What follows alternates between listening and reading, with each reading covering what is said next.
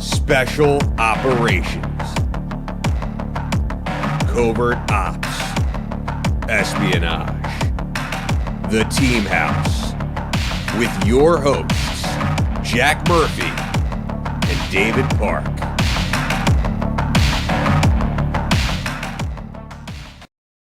Hey everyone, welcome to episode 156 of The Team House. I'm Jack Murphy here with Dave Park. We got D producing, and we have a special guest tonight, Drew Mullins. And I want to apologize first off to Drew for wasting some of his time last night and also everyone else who tuned in.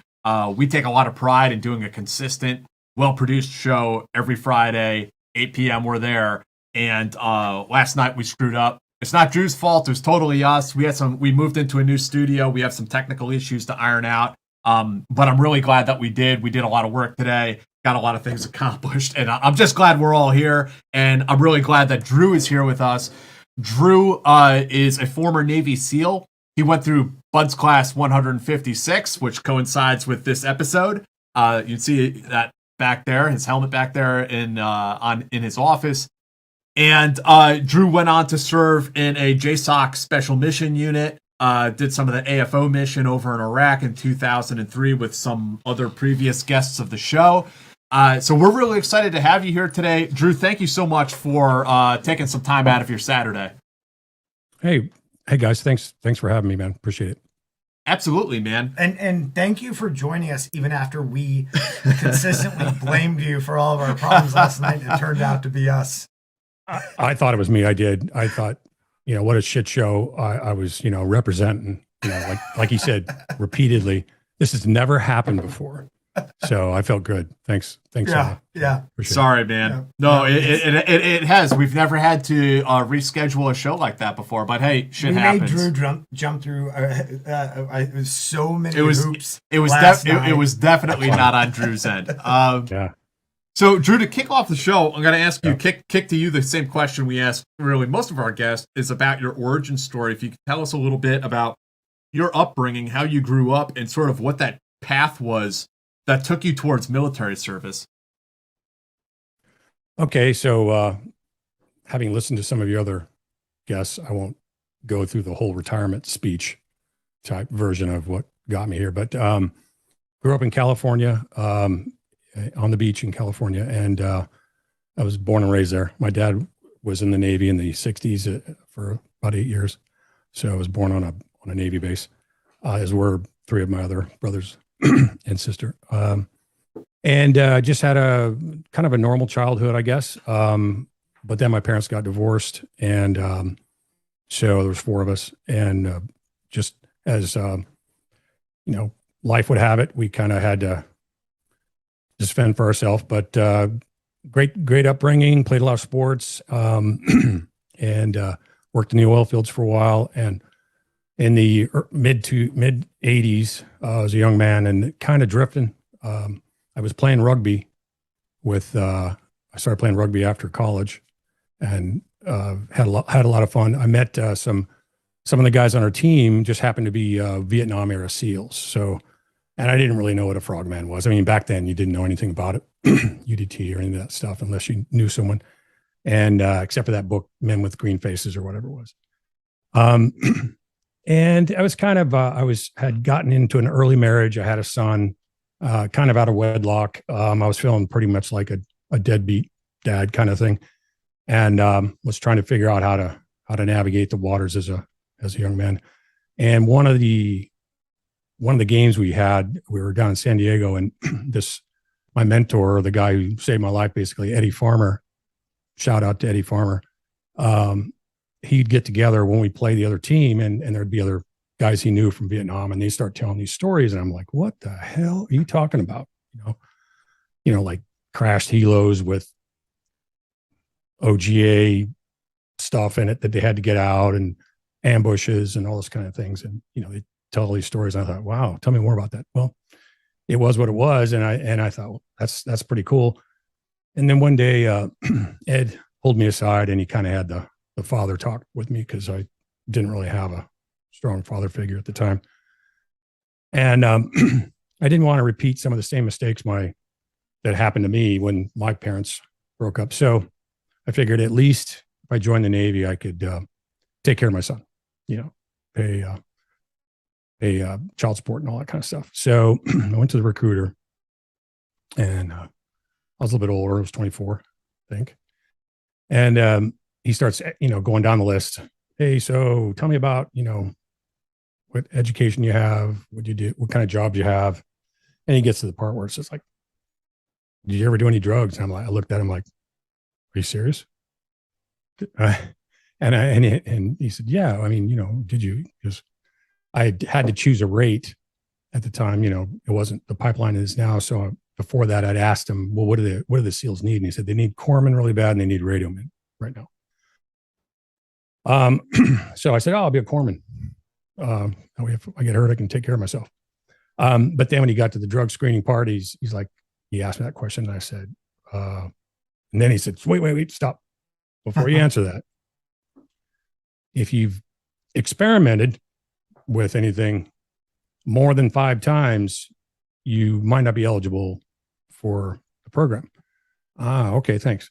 Yeah, I experimented with pot 5 times, whatever. And anything else? I'm like, come on, dude, really? And I said, okay, no. Anyway, I joined. I made it through that, but let me just say that, it was the 80s, and I was kind of sweating the piss test when I went through MEPS, but I made it. And I made a deal with myself. Hey, self, you're not going to do that shit anymore. You're not going to jeopardize your career. Yeah. For that kind of stuff. And it wasn't a big deal. It was just kind of like the usual West Coast stuff. But went to Buds, or actually I went to Corpsman A school and then went to Buds. Classed up in the winter of 88 with class 153. That was my Hell Week class. Had 100, the typical numbers, 160 something, 66, I think, guys. And I think 40 made it through Hell Week or something like that. And talk more about it later about some of the Bud stuff, but made it through Hell Week. I got rolled back because I got hurt, but ended up graduating with class 156. And then, started the pipeline, went to airborne school. And I had a funny story is I was the only corpsman to graduate from my class. And when orders came out, you probably do the same thing in the Army. You fill out a dream sheet, like, where do you want to go, right? And I had this girlfriend that at the time I was trying to, put distance between, and nice person. I just wanted to be free. So I put down every East Coast SEAL team I could on my dream sheet. And of course I didn't get orders to the East Coast. I got orders to the West Coast, but the orders were weird because it wasn't like SEAL Team 3, SEAL Team 1, SEAL Team 5. It was like some weird name. And, the instructors were looking at me like, how'd you get those orders? And I'm like, dude, I don't even know what this is. And so I went and talked to the phase master chief, and he said, hey, that's the cover name for Red Cell, right? So I don't know if you know what Red Cell is, but that was the second Marcinko command that he created. And they were basically the real world kind of red team for security, for defenses and things like that, for bases. And that kind of went sideways a little bit right after that. But so they sat me down. They said, hey, these are pretty awesome orders, but if you want my advice, I mean, you'll have a lot of fun. You'll get a lot of really high speed schools, and you'll get a lot of quals and a bunch of things that you'll really enjoy, but you won't get the opportunity to learn how to be a good frogman. Okay, good SEAL. Because, the pipeline was STT, which is now SQT. I mean, back then, most of us, as you probably know, would go to our team. We'd be on probation for 6 months or a year, sometimes longer, depending. And you went through advanced training, SEAL tactical training, and you're evaluated by your peers, basically. So it was one of those kind of things, which I think is a really good way of doing it. But anyways, they said, yeah, if you do that, you're not going to get the opportunity to really cut your teeth in the traditional way. And back then, the teams were kind of geographically specialized. So I said, okay, sounds like good advice. But then when I talked to the detailer, he's like, yeah, you're going to SEAL Team 5. And I'm like, it's like right next door, right? You know, and in Coronado.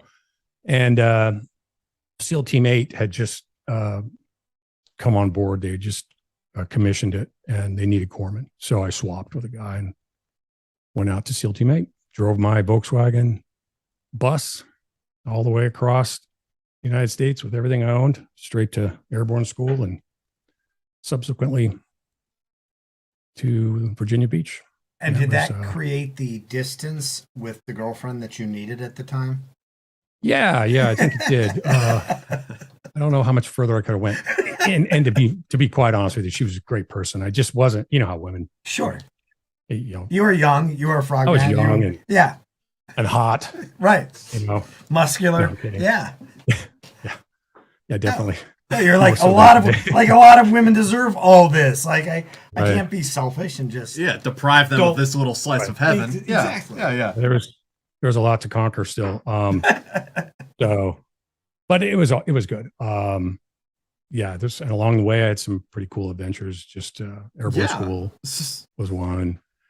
Getting from there to Virginia Beach was another, and etc. So that's it. Nothing real outstanding, I guess. Well, that's okay. I mean, let's hear a little bit more about what it was like at SEAL Team 8. I mean, you said you were one of the plank owners of that team since they were just standing it up when you got there. Yeah, and that's something I didn't really realize at the time because I always thought plank owners were like the people that were on the roster when they actually broke the champagne bottle on the bow of a ship, right? But technically, if you're one of the first people to go there within a year, first year or whatever, you know, where they're filling out the roster, the billets, you're a plank owner. So I haven't really pursued that. Like I'd like to get, you know, some certificate or piece of wood or something. But so I show up at Virginia Beach, and you know, back then, I don't know if you've ever been to Naval Amphibious Base Little Creek, but it's changed a lot, of course. But it was just SEAL Team 4, Team 2, and SDV 2 were there. Team 8 was brand new, and I remember going through the gate and asking someone, "Hey, where's SEAL Team 8?" And the guard said, "Go down here, make a left, all the way to the end, make another right. You'll be right there." Turn the corner, and I see the signs, and I see the compound on the left, and it's the teams, but on the right is a bunch of like a chain link fence and a bunch of trailer park, and that was Team 8. Went in and checked in, and it was an interesting time back in 89, 90, because a bunch of the guys who were there had just come back from Persian Gulf. So they did the Iran Jar and you know, those ops that a certain guy named Malcolm says he did, but he didn't. So we had this really kind of a unique mix of folks there. Basically it was known as Dump 8 at the time, right? So it's where you kind of like cast off all your, you know, free agents that you want to get rid of your problem kids. At the same time, there was a bunch of guys who were really solid who volunteered to go because they wanted to be part of creating a new team. So we had this really eclectic mix of folks. And to give you an example of what I mean by eclectic, we're at ranks for quarters one morning, and XO's up there giving the plan of the day. And all of a sudden you hear some of these guys like yelling, and all of a sudden, whack, I look down the line, these guys are in a fist fight, right? You know, like at the end of the line, just beating each other up. And, you know, it's over a woman, of course, you know, that's how it works. And I'm like, oh, wow, this is awesome. What did I get myself into? But, you know, over time, you know, being in the first platoons, it was fun. You know, it was really cool to learn from some really great, talented guys, and started deploying. But, what were the deployments like back then? I mean, like you're talking about 1990s now, late 80s, early 90s. That's when Charlie Sheen was the SEAL, 1990s. So some of the guys a little bit before that would say that, you know, back in those days, the SEAL teams were basically, you know, a mask, a pair of fins, a snorkel, a weight belt, and a K-bar knife, and not a whole lot else. But what was your experience like when you started deploying with SEAL Team 8? Yeah, it actually my first platoon was a MARG. So we actually got spun up to go to Desert Storm. So that was 90, 91, right? 90 was Desert Shield, yeah. And meanwhile, at the same time was the invasion of Panama. So some of the other teams were, you know, SEAL Team 4 was doing that, and we had some guys get killed down there. My roommate at the time was a 60 gunner on one of the squads that took Patia Airfield. He took around, luckiest guy in the world. I mean, he took around, like, imagine you're running and you got your legs up in the air, and the round went underneath his thigh, missed his balls by an inch, and came out the other end of his ass. And when he came back, of course, I like telling the story because I had to, like, change his dressings all the time, so I could, like, stick my hand in his ass the whole time, changing it. But yeah, so we thought, oh darn, we missed our chance to go to war, because that's what the mindset was back then. It's like, dang, are we ever going to go? You know, that kind of thing, like everyone. And we scrambled, we deployed to go to Turkey, and they started the shock and awe, I guess it was, you know, the air war part. And by the time we get to Incirlik, it was over. Right. So it was like we handing out MREs to Kurds and shit, like, not trying to step on mines and stuff like that. Pretty uneventful, but we had a fun time in the Med for the rest of the 6 months. So you're basically on a MARG, you're with a MU, Marine Expeditionary Unit. And we got off the ship a lot because we had things, bilats and JSETs and training set up. So we had a lot of fun. We trained a lot with other counterparts, the French, Spanish, the Turks. We did Bright Star in Egypt. What a shit show that is, man. On the Sinai. Yeah, it's funny. We did a jump. You know, one of the things you do is that kind of combined thing where you do parachute jumps, static line jumps in the desert. And this might have been in another platoon, but I remember we were in a C-130, and the Egyptians must have just, like, said on their base, said, hey, go get a parachute. You're going to jump with these guys, right? And so we get up there, everybody snaps in because it wasn't free fall, it was just regular static line. And you could tell none of them had ever jumped before. Oh boy. And they were just literally kicking them out the back of the plane, right? It was hilarious, right? And of course we went out too. And yeah, so we had, you know, those kind of shenanigans. But it was good. That's when back then you felt like a sailor, which I think is kind of cool. Yeah. You know, it's a lost art these days. You know, we didn't have internet, you know, mail call was a big deal. Yeah. Perfume and other things inside packages.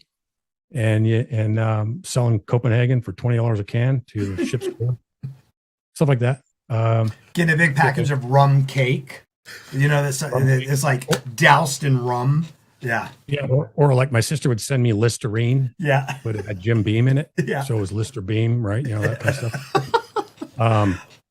So I mean, you know, typical shenanigans, but got to experience part of the world, and maybe a story or two pop into my head from then, but I just felt, you know, it was yeah, you were living the life.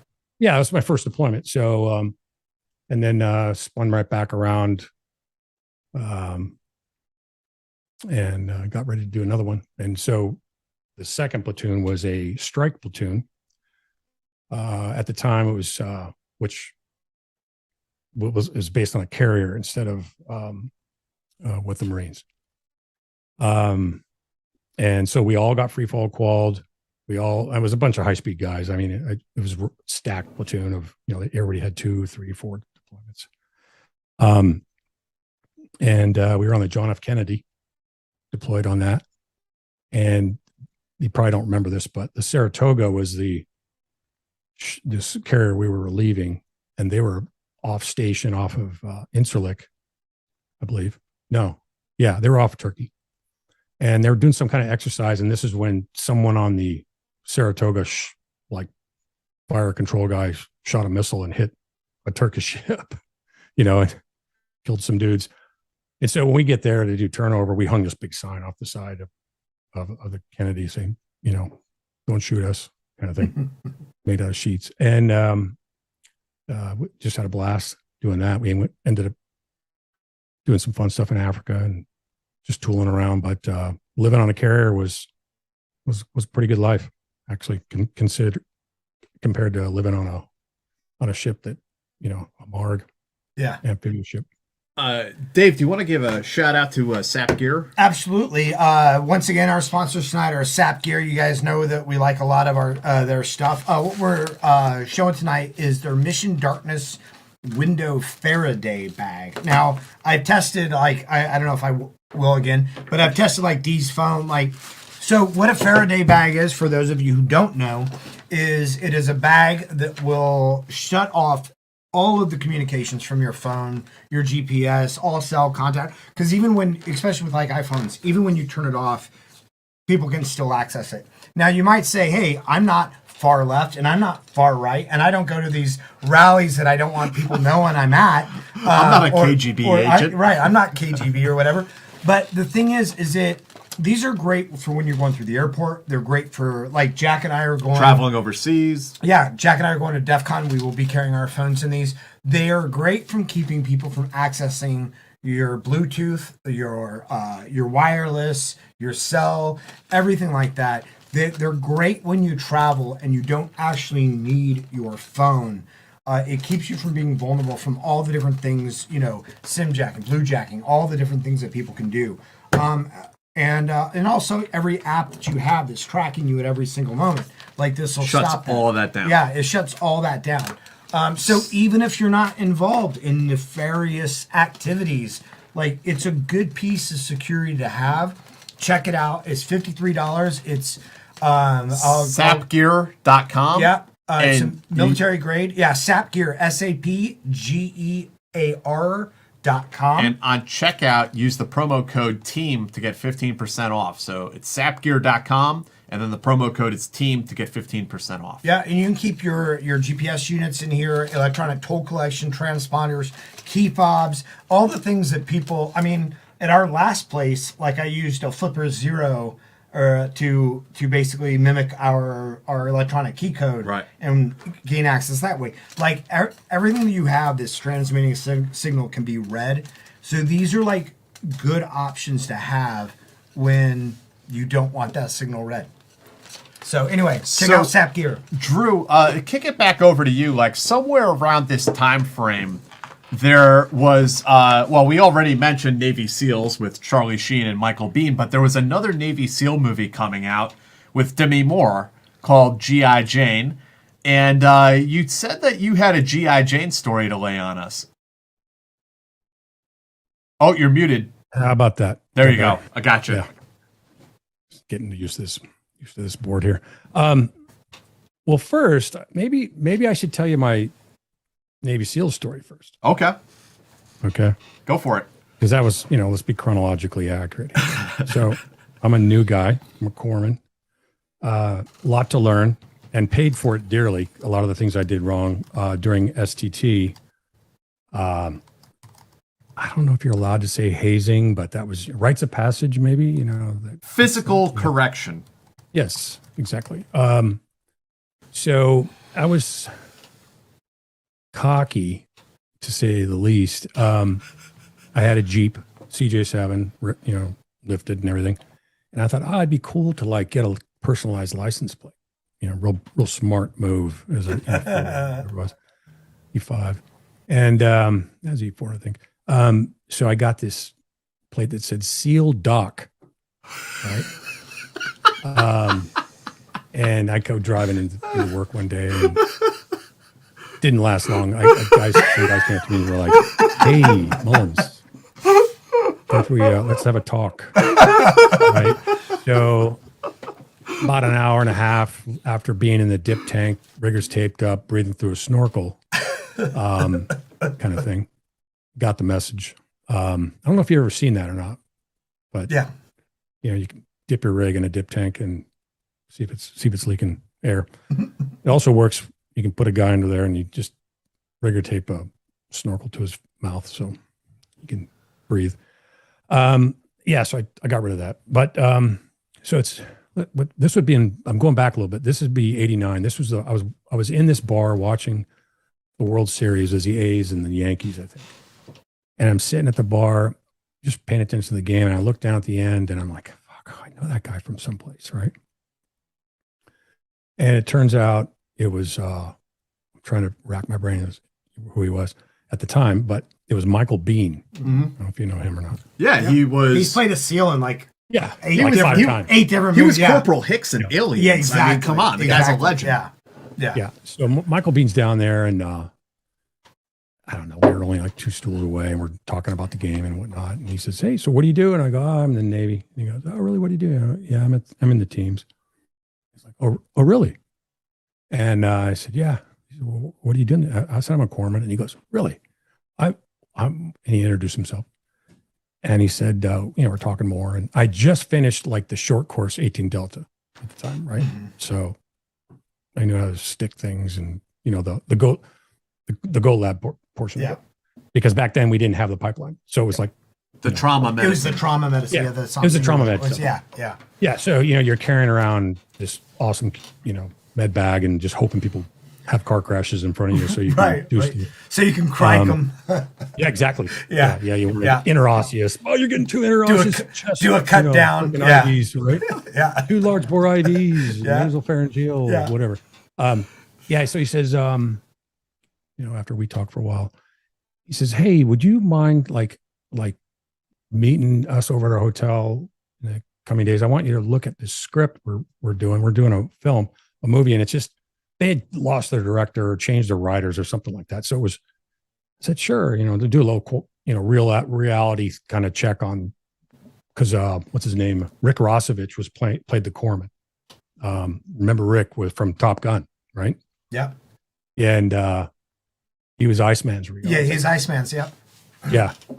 So I go there and I'm reading the script and I'm like, it was just cheesy. Like, this is when the chief gets shot or somebody gets shot and they do some bullshit stuff and then they close his eyes. He's gone and all that kind of stuff. Like, well, that's not exactly how we do it, right?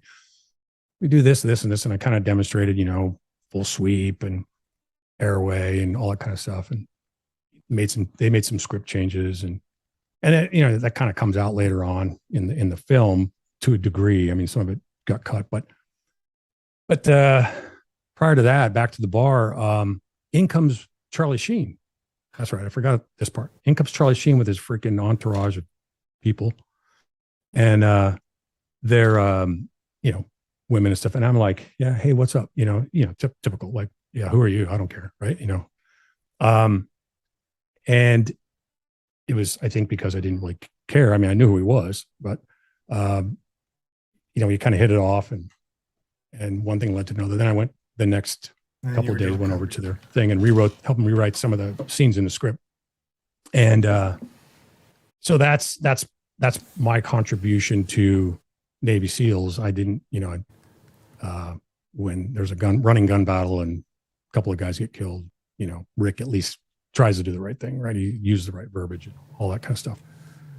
So there's that. And I never told anybody about that because I was already kind of on the fence anyways with the SEAL doc vanity. My own, yeah. I was getting in enough trouble, bringing belts of 60 ammo home on accident, and then, my roommates like, "What the fuck is this?" And sorry for the language. Yeah, so it's an adult show, so don't hold back. Okay, I just gotta wet my lips. What are you drinking tonight, there, Drew? Well, I didn't plan on drinking Sazerac, but okay. Sazerac rye. I was going to do one of those other ones up back there. Looks good. And I might still. Oh, you have a nice collection back there. Yeah. Well, that's a tip of the iceberg, bro. I mean, this is my wife's office. Okay, I had to like throw shit in props in here, so you wouldn't see all the World Bank development paraphernalia going on here. All the New World Order stuff. Yeah. Throw up some Fraud and pinups. corruption. Right. Yeah. Actually, to be honest with you, she's a rock star at the World Bank. And I probably shouldn't say that because now someone will, whatever. Kill you. But she's an expert in fraud and corruption, anti-money laundering, lives an exciting life. I bet. Yeah. So back to that actually happened before second deployment, I think. And then coming back from the second deployment, G.I. Jane, that movie came out. I think it was early 90s. Yeah. And we knew that they were shooting some scenes in Virginia Beach, a couple of them. And so every year the SEAL community, Naval Special Warfare, including, SWIC and everybody who supports them, they do a reunion on both coasts, different times, but it's like starts on the meeting house on Friday. It's a Chiefs Club. That's where everybody meets, and there's a whole lot of good times there, drinking. And then Saturday is various events like there's a demonstration, there's a run, there's a swim. Where kids and everybody can run in that, different classes and then categories. Saturday night is and we do a CAPEX kind of demonstration. Where I did a bunch of those where fast rope in and snipers come out of the water and things like that for the families. And then in the evening on Saturday is the beach party. So it's at the Officers Beach, I think. I don't know if it still is anymore. I think it's in Fort Story now, so might be different. But and we'd heard rumors that she was going to come. What's her name? Demi Moore. Demi Moore. Oh, Demi. It's like Kamala. I can't say it right. Right. I can't. Whatever. Demi Moore was coming. And so sure enough, at midnight or 11:30 or whatever, we're all kind of like hammered anyways. She ends up showing up and she's got like 4 older frogmen, retired dudes who are escorting her around, kind of their bodyguard escort kind of thing. So she can navigate the environment. Sure. And let's just say it wasn't real popular, right? I mean, people weren't real excited to see her. And, so I remember looking over, I was with some guys and I said, I'm going to go get her a beer. So I went over and got a beer, red Solo cup, brought it over to her. I said, hey, to me, and I was smoking a cigar or something like that. If you're going to be if you're going to be a SEAL, here, have a beer, drink a beer with me. And she's like, oh, I don't drink. And I was like, oh, really? So I just had it and I pointed it at her and I just turned it upside down and dumped it on her feet and just dropped the Solo cup and walked away, right? Now, I mean, I don't think I meant to drop it on her feet. I meant to just pour it out there, but I was kind of wobbly. And walked back to my guys and, that was it. And then later on, I kind of came back years later, a couple of years ago, where other guys were talking about that. And they said, hey, I heard about that. I didn't know if it was really true. And I said, yeah, it was true. But nothing happened. I didn't get in trouble or anything, but I just feel like that's, if you're going to be, if you want to be a team guy or team gal or whatever it is, you got to play the part, man. Right. So did you know that like her not drinking was more unbelievable? It was more unbelievable than her being a woman frogman. her being a non-drinking frogman. Yeah. I wish I could remember more. There was more to it, but I think I might have even been. I'm probably being kinder now in retelling the story than kind of yourself. You mean, or to her? Oh, to her, yeah. Because there was more dialogue, but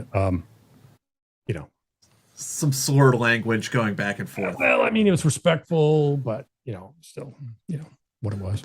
What did you think of the feature film, Drew? I don't remember if I watched the whole thing or not. Because it was so. I mean, at least Sheen and Bean's Navy SEAL. There was things that were accurate. Right. The thing about that movie that's generally accurate is we pride ourselves on the East Coast. Let's just put it this way: the West Coast SEALs, right? And there's a lot of, they're all great. Everybody's the same, but they like to surf. You talk about hair gel, that's them. Croquis. Bronze. Oh, Yeah. yeah. Yeah. They like to do all that kind of stuff. And they even put out a calendar. This was hilarious back in the early 90s, this calendar, and it had all these beefcake shots of these guys. Right. And we just never let them live it down. Right. Cause it was like a fundraiser deal. And a bunch of guys I went through buds with were in it. And of course we made fun, like, hey, if you're on the East Coast, our calendar would be picture of a guy jumping out of a second story bedroom window because the boyfriend came home, or, up against the wall getting arrested by the cops, or pulled over for a DUI or something like that. That would be like more of the East Coast stuff. And so that I forgot what I was going to say about that. Your question. that the Navy SEALs about film the Navy with, SEALs movie. Oh yeah, okay. About the right. SEAL team, or the Navy SEAL movie. So, they do a fairly, because that was written by Chuck Farrar, I think. So who used to be in the teams. Oh, was he? I didn't know that. Yeah, because he also did Dark Man. Or no, he wrote a bunch of books. Yeah, he did. Yeah, and it's not his fault that the movie turned out the way it did, because it's always budget, it's always director, it's always a bunch of other people can influence things. But there were some things that were I don't think and a little clip clavin worthless bit of information. The scene where Charlie jumps out of the back of the CJ7 going across the bridge to Portsmouth into the water. If you watch that again, you can see it. The stuntman kind of didn't enter the water the right way and ended up getting hurt pretty good. Oh, really? Or his back or something like that. But it's just kind of like, and then the golf course stuff is classic and all that. But G.I. Jane just seemed to be just way too contrived. I mean, they couldn't even simulate buds right. Yeah. So it was terrible. Crazy Viggo Mortensen in that movie. Yeah. Confronting Demi in the showers. Yeah. Yeah. It's like, that's not. So you've seen the movie, Jack? I have seen the feature film. Yes. Wow. There's a whole Sears School scene in there. Yep. But I digress. Let's get back to. No one wants to hear this stuff. Let's get back to Drew. Drew, what was deployment number 3 like? Are we getting towards a point where the Balkans are starting to come up on your radar? Yeah. So let's see. 2nd platoon, the Balkans. Yeah. So it was early 90s. So that was a full scale war going on. We actually did the GNC. The carrier did sorties into the war zone at the time, right, into the Balkans while they were still fighting. And we did, a couple of little vanilla kind of recon things, but they were nothing to speak of. But mostly we were there for trap. Like if a plane went down, we were supposedly going to be the crew to go help get the pilot. And there was a pilot shot down, but the Marines did that mission from what's it called there, right? The Air Force Base. Was that when Scott O'Grady got shot down? Yeah. Scott O'Grady. Yep. And so we didn't get to do that, but that was like, as your partner can attest to, that was a suitcase full of cash kind of exchange. The movies say, do have one version, but oh, really? Yeah. I mean, allegedly. I didn't know that. Yeah. There's more of a greed kind of thing. But, prior to that actually taking place, there was some, real world stuff going on, people looking for them and everything. So that second deployment on the carrier, we did a lot of that, but so Balkans was on my radar. Yugoslavia came back. Then that was SEAL Team 8. I screened for Damneck at the time and got selected, but I was also, let's make sure we get this right. Yeah. So I didn't know what I was going to get. And the orders came out to go to Gray Green, which would have been the boats, but I was on deployment. So I was on the carrier, and they have a policy at the command not to take guys off mid deployment to come, so that, just luck of the draw at that point.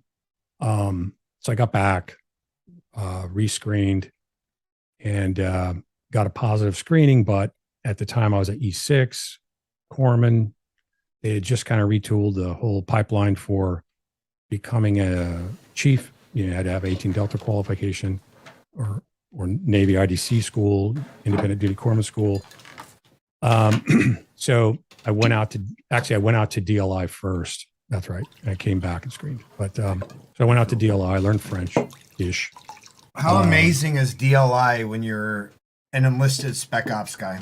Dude, I tried every way to extend out there I could, right? I was like, oh, can I take intermediate French, or no? Can I take advanced or whatever? Can I break my foot or whatever?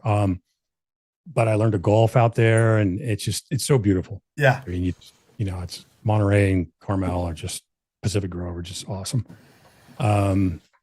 Yeah, that came back, and that's when I guess that's when Haiti happened. 94. Yeah. Right. 94. Went to SEAL Team 5. Or I'm sorry, SEAL Team 2.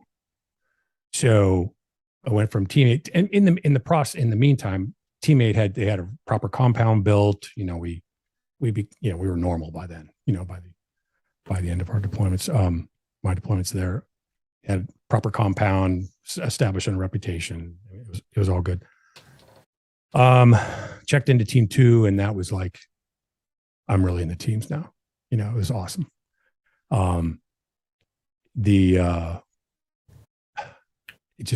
Rudy Bosch was the command master chief, and it was like, he'd walk around and be like, check the watch bill, because if your hair wasn't cut right, you're on weekend duty and shit like that. I mean, it didn't matter where you came from, even a regular team guy. I mean, they were gentler in welcoming you than a brand new guy, that was always fun at quarters to see a new guy check in and dress blues. And it's like the command master chief and the XO would be like, say, hey, so-and-so, walk up here and introduce yourself. And they'd say, I'm Seaman. And they'd shut up, that kind of thing. And then they'd walk away, and it was just game fun. Welcoming them to the command. But Team 2 was, to this day, it was the lore, and one of the original 2 teams. They have a great Vietnam history, and I was just stellar performers. It was like the AAA club for Damneck, basically. So they recruited out of there heavily, and they had like a pipeline going. So guys would rotate from Damneck, to training and platoons, and then pass the knowledge on. But my first platoon there, let's see. In between that platoon and after DLI, I did a JCO mission in the Balkans. I don't know if you know what that is, Jack. Lay it on us. Joint Commission Observer. So they had just declared the ceasefire, in Yugoslavia, Srpska, and all that. So NATO, or S4, was going into carve it up, and they had that British sector, Italian sector, French sector. I think Giaconia did one of these. Yeah. So it was true. It was really an SF A-team mission, right? But they didn't have enough guys, so they would let us play. So 1 or 2 of us per house would pair up and go live in a house in the different sectors, Banja Luka, everywhere, Tuzla, all the different places. And the SF guys did their SF, IW stuff. And what was cool about it, while everybody else in the whole AO was in full battle rattle and Kevlar and helmets and body armor and all that, we were driving around thin skin vehicles with terps, just wearing camis with no ID on them, and maybe a pistol. And we go anywhere we want. we blew past every checkpoint in that country, just did whatever we wanted to do. And they did their collection and stuff. And it was basically, the mission was, collect information that might be intel and establish relationships, kind of figure out stuff. And then, a precursor to some stuff that our cousins were already doing. We, kind of in the open helped them out with that. But it was a great time. 10th group, again, that was my first exposure to those guys. I wish I could remember their names.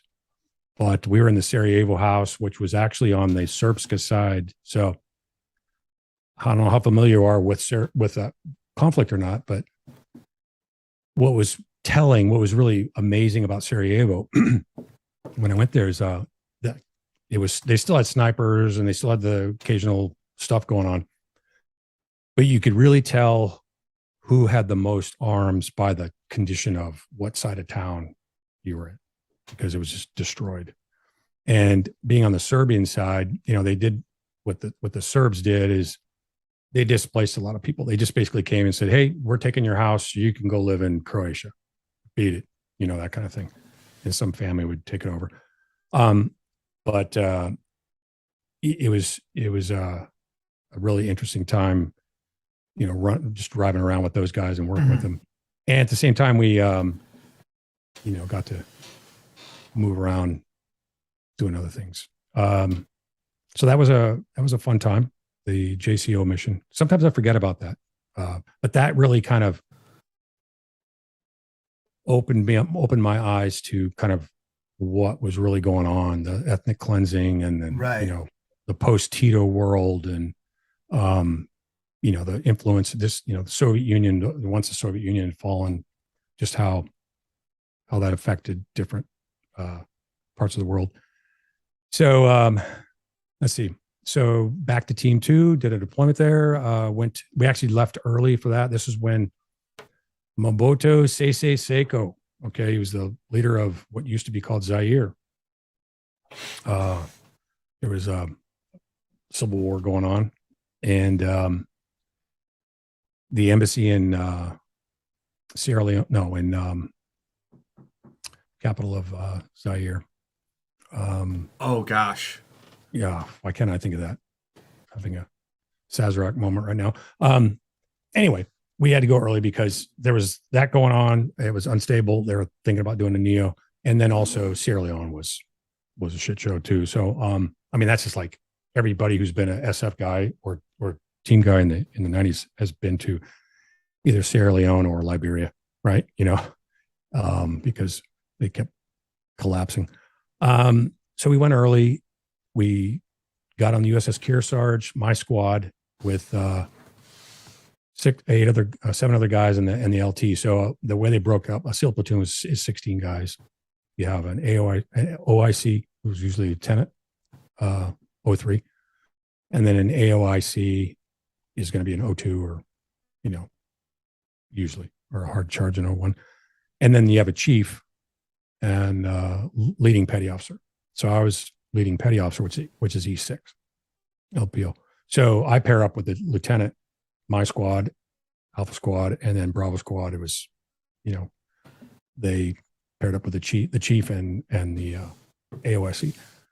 So my squad leaves 2 weeks early. We get on the Kearsarge and steam full speed over to West Africa, to Zaire. And we wait for, what we're going to do. We did a intel mission, which is kind of training, but no one knew where the guy was, right? He had left the country because he was, he was wanted by The Hague and everybody else.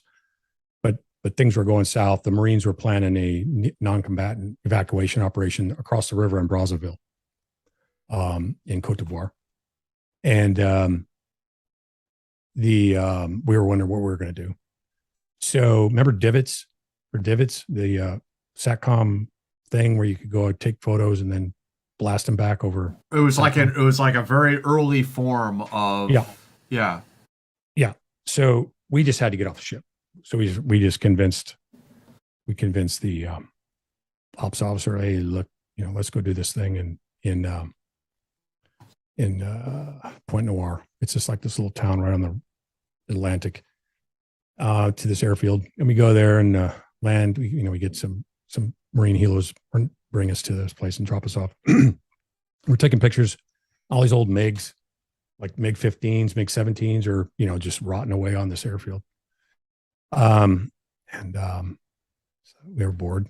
Bored frogman's a dangerous thing.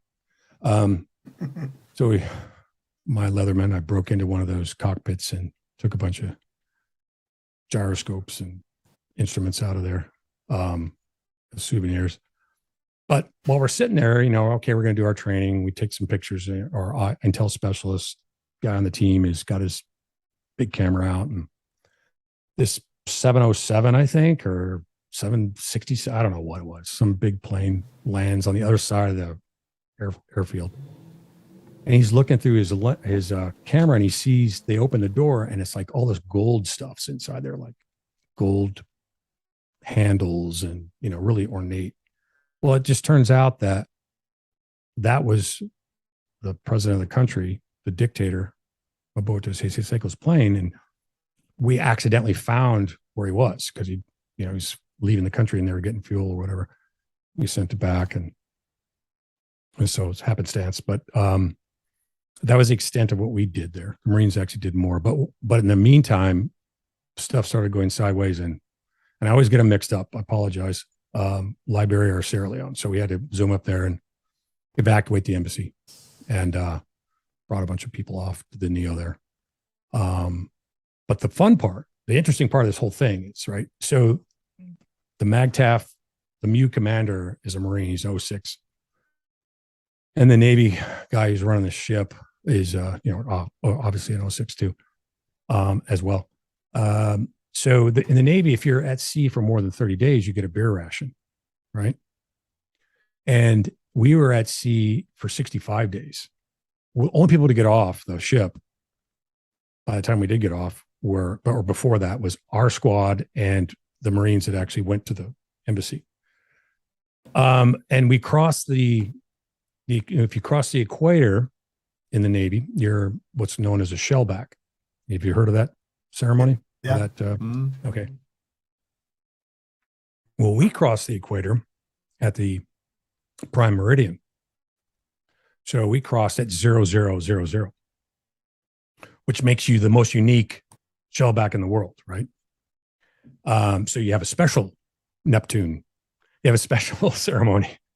And that's another fun time. But for whatever reason, they didn't want to give us a beer ration. So now we're like, hey, we're owed 2.5. What the F, we do all of our work. Ship cruises north. The first place we're going to pull into port is the Canary Islands. So it's like the way they do it in the Navy, right? They set, I don't know if you guys ever been on a ship, but they set what's called sea and anchor detail. So that's, you have the crew is divided up into 2 or 3 ships, and sea and anchor, those are the guys who man the ship and take care of when it comes into port, getting it all tied up. And then they do, they have to have certain manning on the ship, and then embarked company they get liberty call. And I thought, my squad was like, yeah, we're going to go out. I'm like, I'm going to stick around. Me and a couple of guys are just going to stick around. We'll go on the next liberty. So the Canaries are just like sick. That's where everybody goes. That's where all the reality kind of shows are filmed from England, all that stuff. Real destination place. And so I thought, I'm going to go down to the sick bay and work with the junior corpsman down there, because I had already finished independent duty corpsman school, which was a year long, basically your PA, so to speak.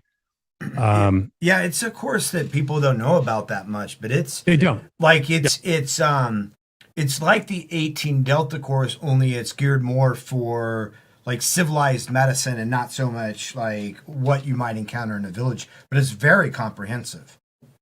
Yeah, to that point, it's so I'd done at the time we didn't know, in the teams we didn't know, it's all fixed now. You go to JFK, you go to the schoolhouse, you get the same training.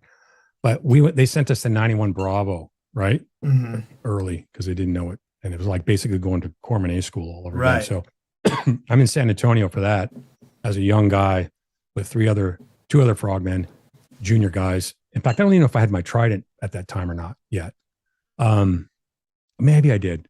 Anyway, San Antonio is the wrong place to send young SEALs who already know this stuff. Right. So it's a medical campus. Right. Oh my gosh. Right. But it's also just the most target rich environment in the world because that's what I meant. Yeah. Yeah. It's like everything from med school to every MOS that teaches any kind of medicine in the Air Force and the Army is there. Right. And while we were there, I remember, the first couple formations, how they have that formation for a formation in the morning. Mm-hmm. It's like you wake up and you're there and you're like, what's going on? They're like, they're just going to tell us when the next formation is and we'll go to chow. I'm like, what the fuck do we get up for? If we just tell us what time to be ready to go, right? That kind of thing. And then one day it's like, we look outside and it's raining. So we put on our Gore-Tex jackets, go outside and it's raining. And everybody else is like, doesn't have anything on. I'm like, why don't you have rain gear on? They're like, because no one told us to put our ponchos on. And I'm like, what do you mean no one told you to put your poncho on? It's raining. It's like, do people have to tell you that? It's a lot of junior guys. So it was just kind of like our introduction to it. So essentially it was like at that point, we figured out, okay, this is how we get around this. We went to the first sergeant of our company, I guess it is. Dave? Yeah, probably. Training company, yeah. Because it was basically you were already a corpsman. Yeah. So you were going to basically the AIT or A school of the Army for their medics, and you're like, what is going on here? Right, like you're not teaching me anything. Right.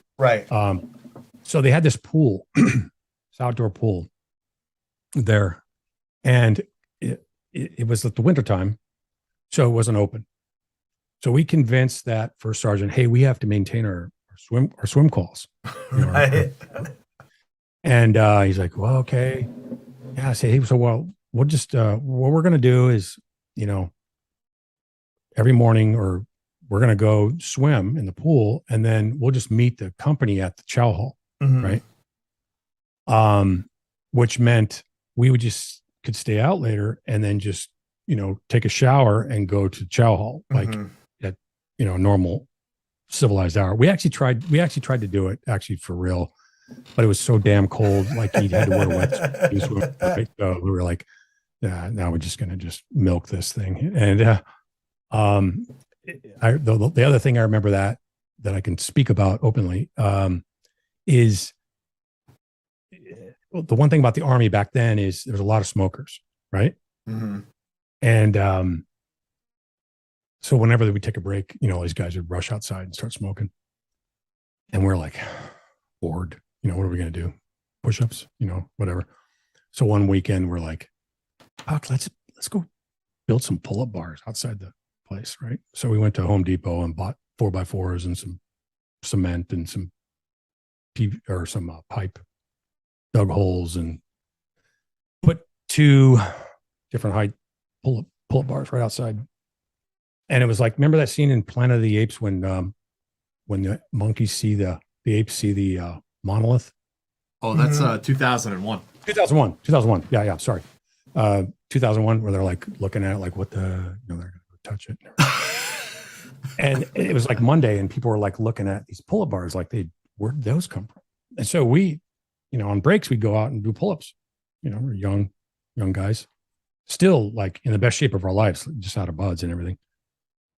But yeah, that was a fun time. Ended up getting out of there. And then anyway, getting back to the story. I'm in the Canaries and I'm an IDC and I'm in these quad zeros. That's just a corpsman in the Navy who doesn't have any particular specialty yet, like radiology tech or respiratory therapist or whatever.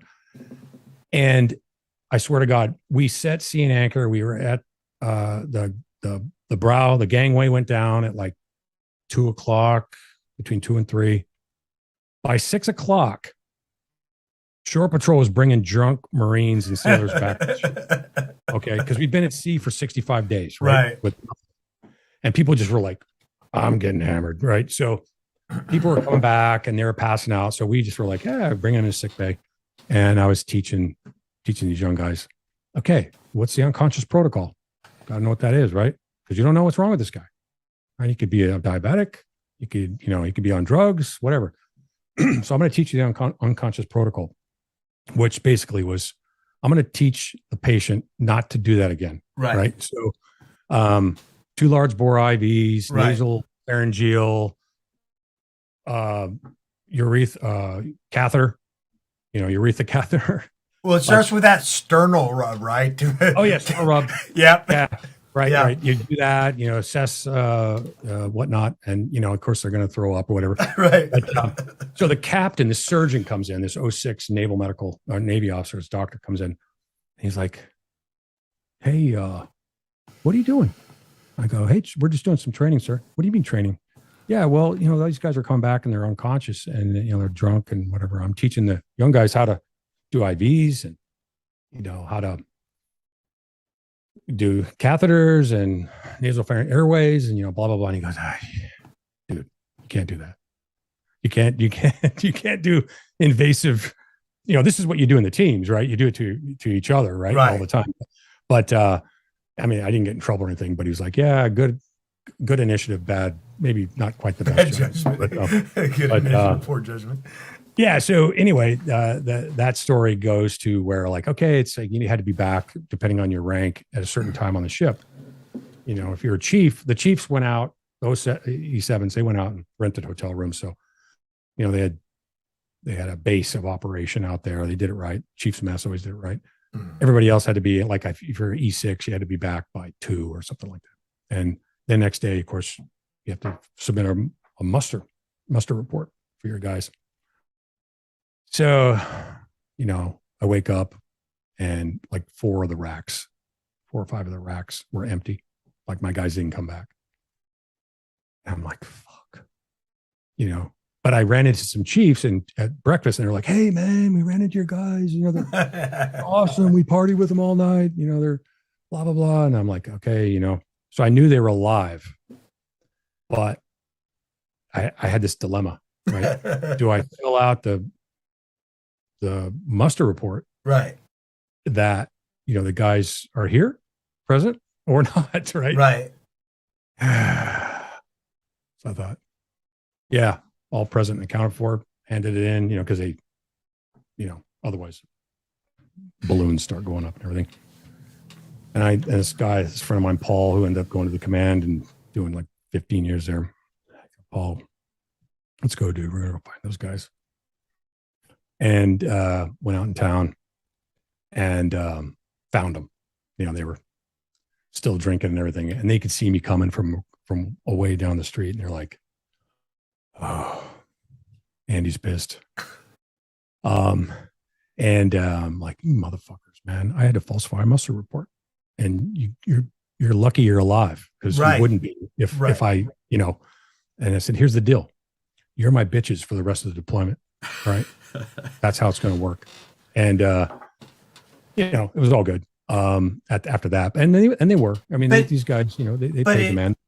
To give us some context, it puts you in a predicament because, you don't want to rat your dudes out for just being out drinking all night. But if one of them got seriously hurt or had gone missing, and you say, yeah, he's present and accounted for, and then all of a sudden he ends up like dead in some alley, then it comes back on you. So let's, Drew, I want to ask you, you're making your way through the SEAL teams here. Yeah, I'm sorry, I'm rambling. It's great. You kind of, I don't want to say got screwed over, but as far as like where you were at in your career, it was very difficult for you to make that transition over to Dam Neck without really getting kind of screwed over.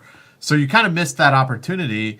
When did this thought come into your mind, or this realization that like, hey, there's this entire other endeavor out there in special operations that I could potentially go and assess for? Yeah, I'm glad you reeled me in, Jack. That's a good point. because I don't want to sound like, some guy who's making people jump off your channel right now. But when that happened, I had some good senior guys at the team who had been over to Dam Neck, and they said, hey, there's other places you can go. So just to give context, and then I'll jump into that. Sure. My second time after this deployment I'm talking about right now, this was my fourth deployment, fifth actually. When I got back, it was like, hey, I went back to the command and they're like, yeah, you're an E6, you're a corpsman. But here's the thing, if you go through Green Team, we're not going to cut you loose to go to 18 Delta. Because even though I was an IDC, to get advanced, you had to check other blocks because you're competing against every other corpsman in this Right. SEAL team. They said, we're going to need our 2 years of use before we can, and they might put you off cycle for chief. Right. And that's kind of like when I'm like, and they were like, it's one thing to, and you know how it is. They like to grow their own enlisted dudes before they become chief, because then you're a boat crew leader, and if you've not cut your teeth on, a bunch of deployments as a team member, a unit or a squadron member or troop member, then, you're kind of like you don't have the corporate knowledge to be a troop chief. So just out of curiosity, I don't mean to derail you, but I'm curious.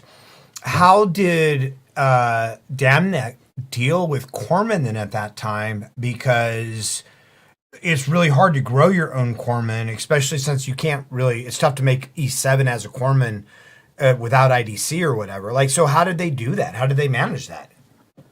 That's a good question. And a lot of guys didn't care. Some guys were like, hey, fuck it. I want to be a salter, so it didn't matter. So they wouldn't compete for promotion in order to go to Dam Neck, basically? Well, I think you definitely got looked at differently because Navy wide back then it was the Navy chiefs, senior master chiefs, whatnot, who picked people and for advancement to chief. It still is, but now we have our own special operator MOS. So those guys, some of them would be like, yeah, I'm just going to be a salter. I don't care. And then at some point, someone would say, hey, you've been an E6 too long. You need to go to punch this ticket and get it. And you can, because we want you to be a chief. We want you to be a leader.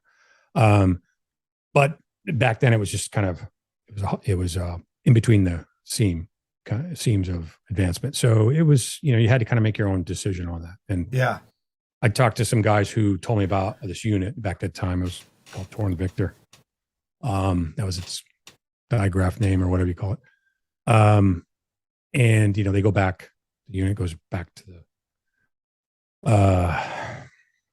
what do you call it? Not 1980 Operation Eagle Claw. Yeah, Eagle Claw, exactly. Right. And even some make the case back to the OSS. So they told me about that, and up until that point, they said, "Yeah, if you go," because these were guys who were at Dam Neck and they knew about it because they worked with them. They said you'd be a good fit up there, blah blah blah.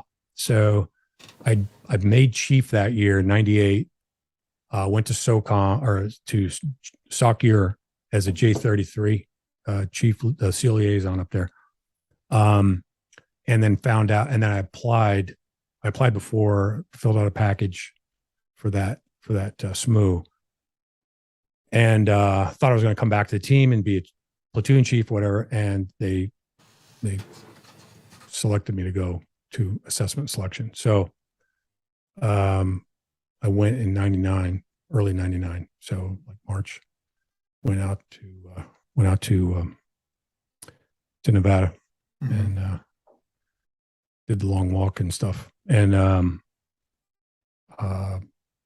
had a real good assessment selection. Got picked up at that time. There'd only been one other SEAL who was there before me. There'd been a couple other guys, but they were like liaison guys or whatnot. So yeah, so '99 went to the unit and did a year worth of what we call CQT, it's been called a bunch of different acronyms, but it's basically a year-long tradecraft / stuff. So it was a really, I must say to this day, I love buds. I loved everything about it. It was the hardest thing I ever did at the time, but the assessment selection aspect of screening for the unit was the most rewarding thing I've ever done. Mm-hmm. Because you don't get any feedback on any decision you make, and a lot of people try to G2 it, Mm-hmm. and you can tell they're G2 it. Because years later, I ended up being cadre, Mm-hmm. right? So you're that Wizard of Oz guy behind the screen, right? You know how it all works, right? And then you're able to see, how people try to game it. When they are not. But yeah, it was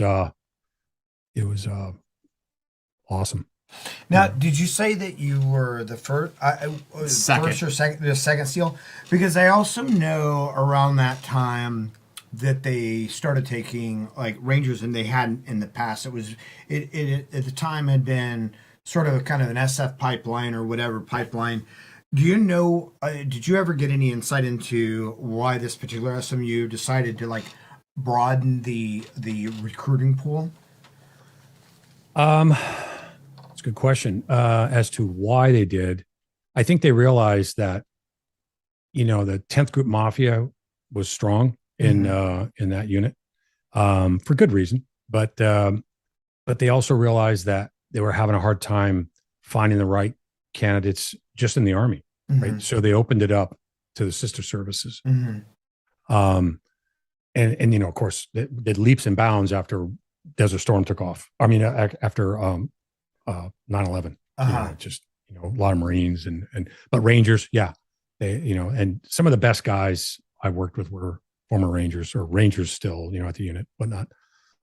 You could see the pedigree in the senior NCO guys were Rangers. So, I'm going to speculate on that, but I believe it was just kind of like a Manning issue. They wanted to grow more troops in the squadron. They have various levels of capability.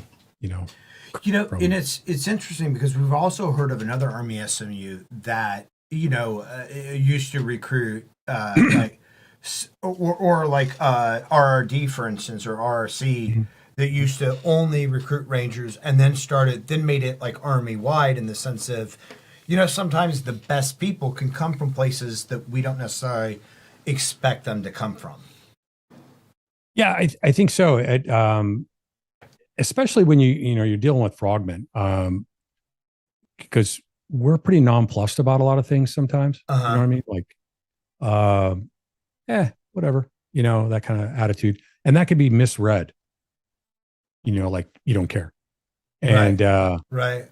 I wanted to ask you about that, Drew. Like, what was it like for you coming from being a frogman to suddenly learn all this different types of tradecraft? I mean, it sounds like you had a little bit of exposure to clandestine operations, but moving into that and also moving from SEAL culture to Jsoc culture, was that sort of difficult or interesting to try to navigate that? Yeah, so that's a great question. I felt like, I was always, this is the story of my life. I'm always the older guy, the guy who comes in late, the guy who learns things differently, but I've also have a different level of life experience. So, that is a plus and a minus a lot of times. From a perception point of view, it can be a negative because people think you just, you come across as a know-it-all. But I was also a criminal at heart, right? I mean, a lot of the things I did before I joined the Navy were survival mode stuff, right? Just getting by. So when I got to the unit, it wasn't a Jsoc unit or a Jsoc smooth then. It became one shortly thereafter for a number of reasons. But definitely had to adapt to a strong Army culture. But this was a very unique Army culture, right? had a long history of things that the country doesn't even know about that they did. And they, great men and women.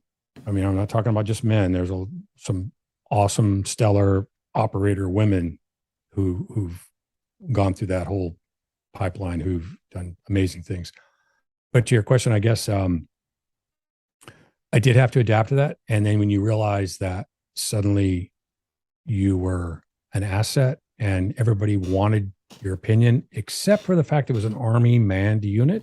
Right. When it came to advancement, like I many times was the de facto troop chief or troop sergeant major for whatever reason. But I'm never going to get selected to be the troop sergeant major because it's an 18 series billet. It's an 18 X-ray billet. Oh, wow. I didn't know that. Yeah. Now that might have changed over the years. And I imagine it has. But that's kind of one of the things you have to wrestle with. But the good side of the upside of it was to go there, you're actually covered under a different place in the Navy. Right. So when it came to advancement, I was one of one all the time. And all my OERs or fit reps were signed by CNO. I mean, I almost busted them out because it's hilarious to read them. Admiral Mullins, Admiral this, Admiral that. Promote this guy. Blah blah blah. Make him an officer. All this kind of stuff. So as a time I was a chief, then I made senior chief there, E8. So on the inside baseball part, I didn't have any problem for advancement. It just you kind of discount that because it doesn't really matter when you're at a tier one element, a tier one organization. It's about performing, right? It's not like I need to bank rank so I can go teach people how to blouse their freaking pants or something like that. It's you just want to operate, right? Okay. And the thing is it honestly like getting promoted is almost like a detriment to that because it has the possibility of taking you out of that operational status. Absolutely. And the Army guys in particular had to deal with that. Right, because of the upper out type of stuff and everything else. Yeah. Now, what they fixed that for those guys because they would rotate out, punch their ticket as a fifth group, sergeant major, come back, be the S3 or the whatever. Yeah. So you're cycling that. You're taking care of your troops. So the Army guys, they had to deal with that, but once you're in, you just come back. And interestingly, if I were to name names in the Army right now, all the key leader GOs, or a big handful of them, are guys that I worked with, right? Went through CTQC with or deployed with, and there's a reason why those guys are leading, 2 stars and 3 stars. Right? So you assessed in 99, go through your training pipeline for a year plus, and I would like to ask you the question that I think so many people went through. I assume you were probably focused on the Balkans again, even though you were in Jsoc. You correct me if I'm wrong.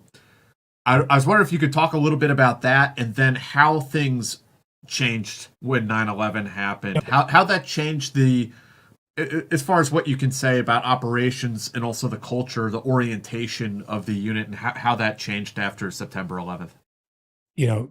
First of all, I want to say, Jack, you're awesome. You recognize I've got ADD and OCD at the same time. So I appreciate you keeping been doing this for a while. It's okay. On track here.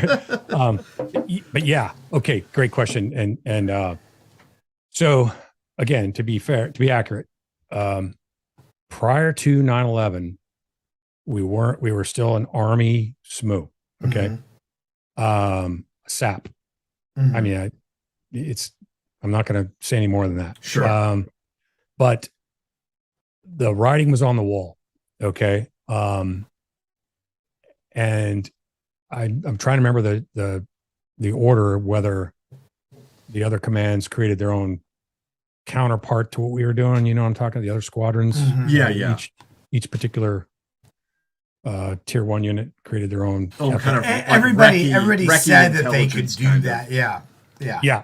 And that's the thing. Everybody said they could do it. And I remember going down to Dam Neck, me and the other guy who's, you know, senior to me, the other SEAL. And we're like, hey, and Mike, you know, the master chief for that squadron, you know, he was my honor man in my buds class.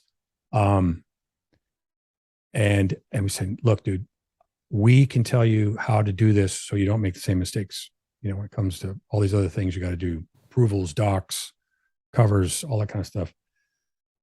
You know, in typical fashion, like, yeah, we got it. We don't need your help. Yeah. You know, even though they were receptive, it was what it was. But so it was an Army unit jointly manned. And as far as the Balkans go, so I get out of our our pipeline training. And this is an interesting little side note. So we start out with 22 people, because they weren't all dudes. And at the end, there was 10. We go to the board. I'd had a really good final exercise, I thought. And you probably know what I'm talking about. We do real world stuff. I mean, just the best training in the world, the best exercises, the most realistic stuff. And I went to the board, and they murdered 5 people right there at the board. Yikes. Right? And I would have been number 6, because I go into the room and they're like, yeah, they run down the list of stuff. And well, we just don't think, I mean, you did this and that good and blah, blah, blah. And see, right before that, my fact was telling me like 2 weeks, hey, just keep doing what you're doing. You're great. You're fine. Everything's gonna be fine. So I'm like, okay, I got one little exercise left. You know, chill. Go to the board, and they're like, yeah, but we're just not sure that you're suitable for the unit. I'm like, okay. I got up and walked out. And so I would have been number 6. But then the command sergeant major comes out and he goes, after a bit, and he said, like, hey, they just don't, they think you know, they don't understand your affect. They think you're like you don't give a fuck. Like, I don't give a fuck. Yeah. Exactly. In fact, at one point they said, at some point during the actual course, it's like, hey, man, if you don't like it here, we can just send you back to the SEAL teams. I'm like, dude, send me the fuck back to the SEAL teams. I did that for 14 years. I loved every fucking day I went to work. It didn't matter how hungover I was. I loved my job. Okay. Go right ahead. If you feel froggy, jump, send me back. I don't care. But, you know, it was a little more frank than that. But yeah, so it was like, oh, threaten me with sending me back to something I like to do. Right. Right. But, you know, he said, hey, you know, I'm going to, you know, anyway, long story short, you know, he basically had the overriding the vote, and you know, I'm glad he did. You know, if I said his name, you probably know who it was. I just don't want to do it. Sure. He ended up being Jsoc Sergeant Major. But that's interesting that he kind of saw through that. Like, this is just a super laid back guy, but he has his shit under control. Yeah, there's this one exercise they do all the time when you're out west, and you know, they bring you into this room, you sit in a chair, and then, you know, they got to what do you call it? Horseshoe shaped layout of everybody. And they ask you, hey, go rank these 5 priorities, you know, family, God, country, unit, whatever. Right. And you do it. And then they tear into you about what your priorities were. And there's no right answer. Right. It's like, how much do you believe what you believe, you know? And that was the same kind of carried over to the end, you know, the board, the final thing. But I knew my work was good. So anyway, I don't want to sound like I'm bragging, but fortunately for me, he was there, and it all worked out. Now that's 99, and we're full bore going looking for, you know, Jsoc, Blue and Green and OGA are over in the Balkans hunting persons indicted for war crimes. You know, Karadzic and Milosevic and all their minions. And so we immediately started deploying over there. And I think I did 4 deployments over there from varying degrees of 60 days, 90 days, you know, 99, 2000. And that was awesome. I mean, that was just like, the most fun stuff. You're running around doing tech stuff, doing surveillance. Just, I'm sure your partner can talk more about that if he knows more about that. Well, I mean, we've had a number of people on the show who've been over to the Balkans hunting war criminals at this point. And yeah, it's fascinating. It sounds like you were living the life, Drew. Yeah, it was cool. I mean, I wish I could go into like kind of details. I mean, I will say this one day. So some of the guys that I were at my team, at Team 2, that were my counterparts, went over to Dam Neck, and one of them was Neil Roberts. Roberts Ridge. Yeah. Operation Anaconda. I'm over there with the unit doing stuff, and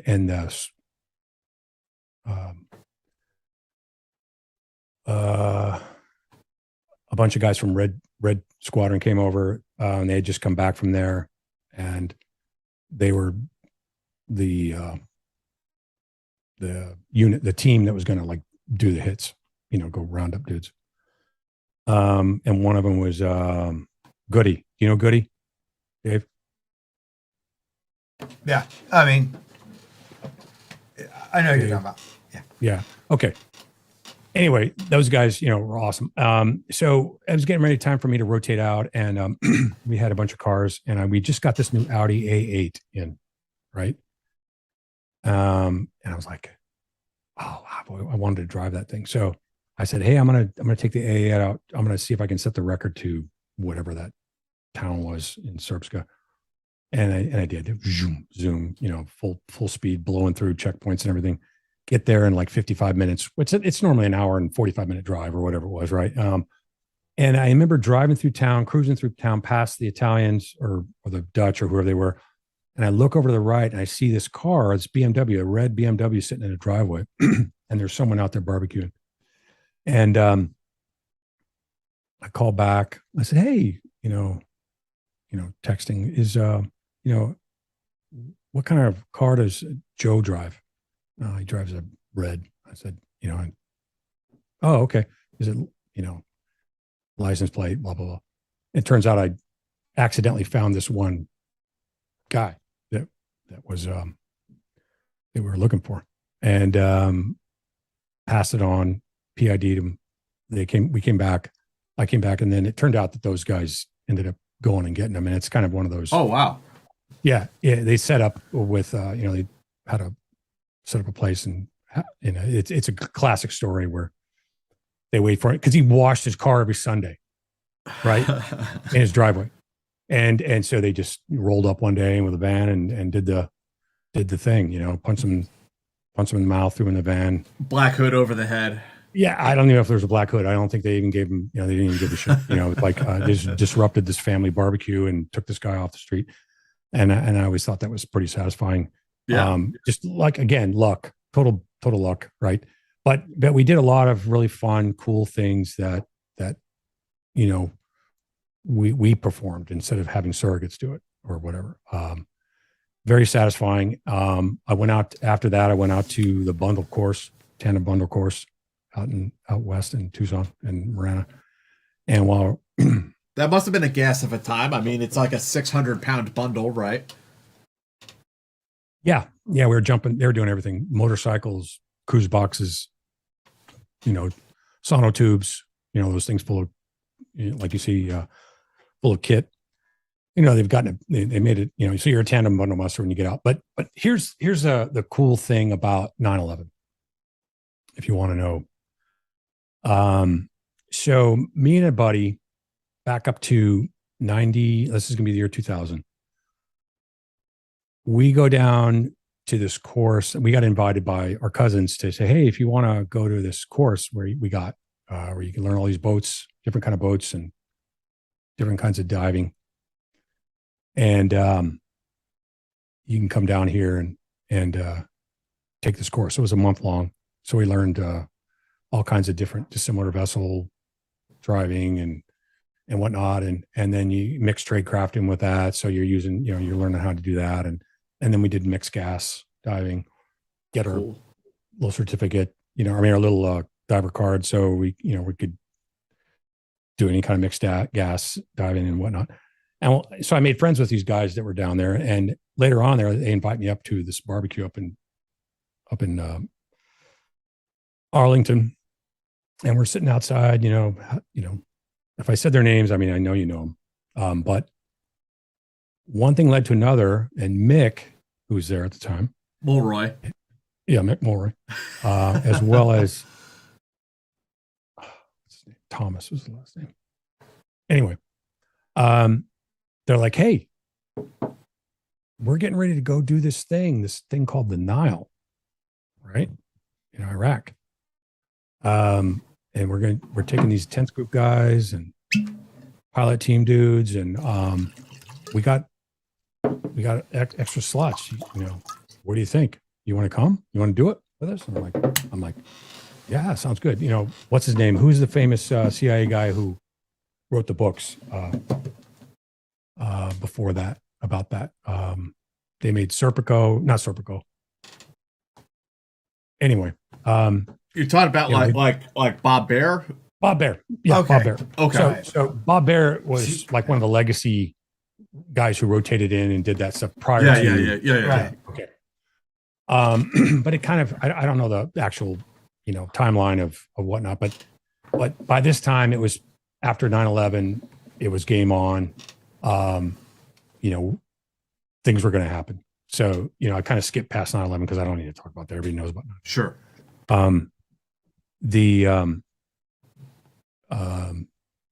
Just realized I need to plug in power here. Can we take a real short break? Absolutely. Yeah, absolutely. Hey, everybody, please check out our Patreon. It's listed in the link or underneath the thing. We just moved into a new studio. We still drink a lot, and we could really use your money to pay the rent and to buy booze. And I'll just take that segue to say that we really appreciate all of you who support the channel in various different ways. And we have, like Dave said, we just moved into this new studio. We got really big plans for it. We're in a much better place here. And it's because of you guys, literally. It's a safe space. It's a safe space for bros to drink some scotch and tell war stories. And even if, you don't contribute to our Patreon, please subscribe to our YouTube channel, like the video, and get the alerts and share our videos when you can. It really helps us out. We have just hit 50,000 subscribers, which is really a milestone for us. And if you subscribe to the Patreon, you get access to bonus episodes that we do. And also you'll get access to all of these episodes ad-free. So like if you listen to the podcast or you watch this on YouTube, you will see some ads. If you're subscribing to the Patreon, you'll get the episodes completely ad-free. So when we were at 10,000 subscribers, we actually shaved Jack's head during an episode.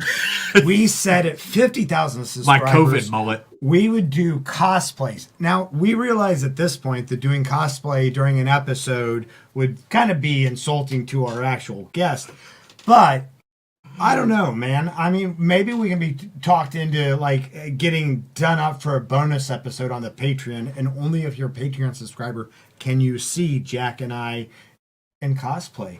Maybe that'll happen. I don't know. Well, Comic-Con is coming up in October, right? It is. Comic-Con every year in October. I took Jack to his first Comic-Con last year. Did. Yeah, my first New York Comic-Con. Yeah, first New York Comic-Con. That was a fun time. So anyway, and welcome back, Drew. Next, I'll also tease next episode. If you want to grab that book behind you there, Dave. Chris Cox, Fire Force. Chris served in the Rhodesian Light Infantry, and he wrote this book, Fire Force. He's going to be on next week's episode. I've read a lot of war memoirs. This is one of the better ones. It's incredibly well written and just a horrific and terrifying account of war. If you haven't read this book, I highly suggest you guys go and check it out. So we'll have Chris on next week's episode. So Chris Cox, Fire Force, One Man's War in the Rhodesian Light Infantry. I highly suggest you guys go and check this book out. Drew, how are we looking?